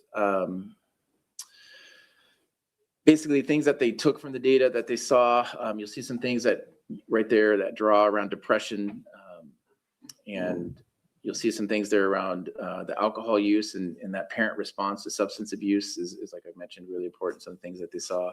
Cannabis use, again, if it's around them and done within their family, they're more likely to use. Similar to some of the stimulants as well. So the environment that our kids are around does impact them as well. It's basically big things there. So next steps with this, what are we doing with this data is we are looking at having a community event where we can bring communities, folks together, parents, business leaders, civic leaders, and try to share this information out to get an idea of Nampa, where would you like to focus on some of the needs of our kids? Knowing that we can't hit all of these, but we might want to start, maybe it's sleep, maybe it's informing parents that you do matter, what you say and talk with your kids about. There's a variety of things we could start, and hopefully what we'll get from it by having that event is community leaders and community supports come behind a goal and say, we're really going to focus on this, this area. An example is one community did focus on sleep, and what they realized in their school district, one of the things they changed was when grades were due. So grades in the system were due at midnight, and kids were staying up till 11:30, 11:45, pushing it to the very end to turn in their grades, and they made an adjustment to make grades due at like 9 o'clock. I don't think kids loved it initially, but what they saw is kids got their work in and then were able to get to sleep, and they did surveys and they saw that their depression went down as kids got more and more sleep. So these things can be helpful as they began to focus on and some of that, and they educated parents about sleep times and the importance of getting kids to sleep and talking with them and some of that stuff too. So it's our first year going through it, and we should be holding that community meeting here in the next couple of weeks as we're doing some planning around it. And then the idea would be we'd have a goal by the end of this year and really start implementing some practices into next year, seeing if there's things that we can do through the community and in the district. Awesome. All great things. Okay, thank you, Dr. Russell. And thank you to all of our presenters. We still have a little bit of business tonight, but that is it for our regular board meetings. So I will entertain a motion to move into executive session. I move that we go into executive session to consider the evaluation, dismissal of, or disciplining of, or to hear complaints or charges brought against a public officer, employee, staff member, or individual agent or public school student, to consider records that are exempt from disclosure as provided in Chapter 1, Title 74 Idaho Code, and to consider labor contract matters authorized under Section 74-206(1)A and B Idaho Code. Second. Okay, motion's been made and seconded. Roll call vote. Chair Jennings? Aye. Trustee Benz? Aye. Trustee Behrens? Aye. Trustee Taylor? Aye. Trustee Salinas? Aye.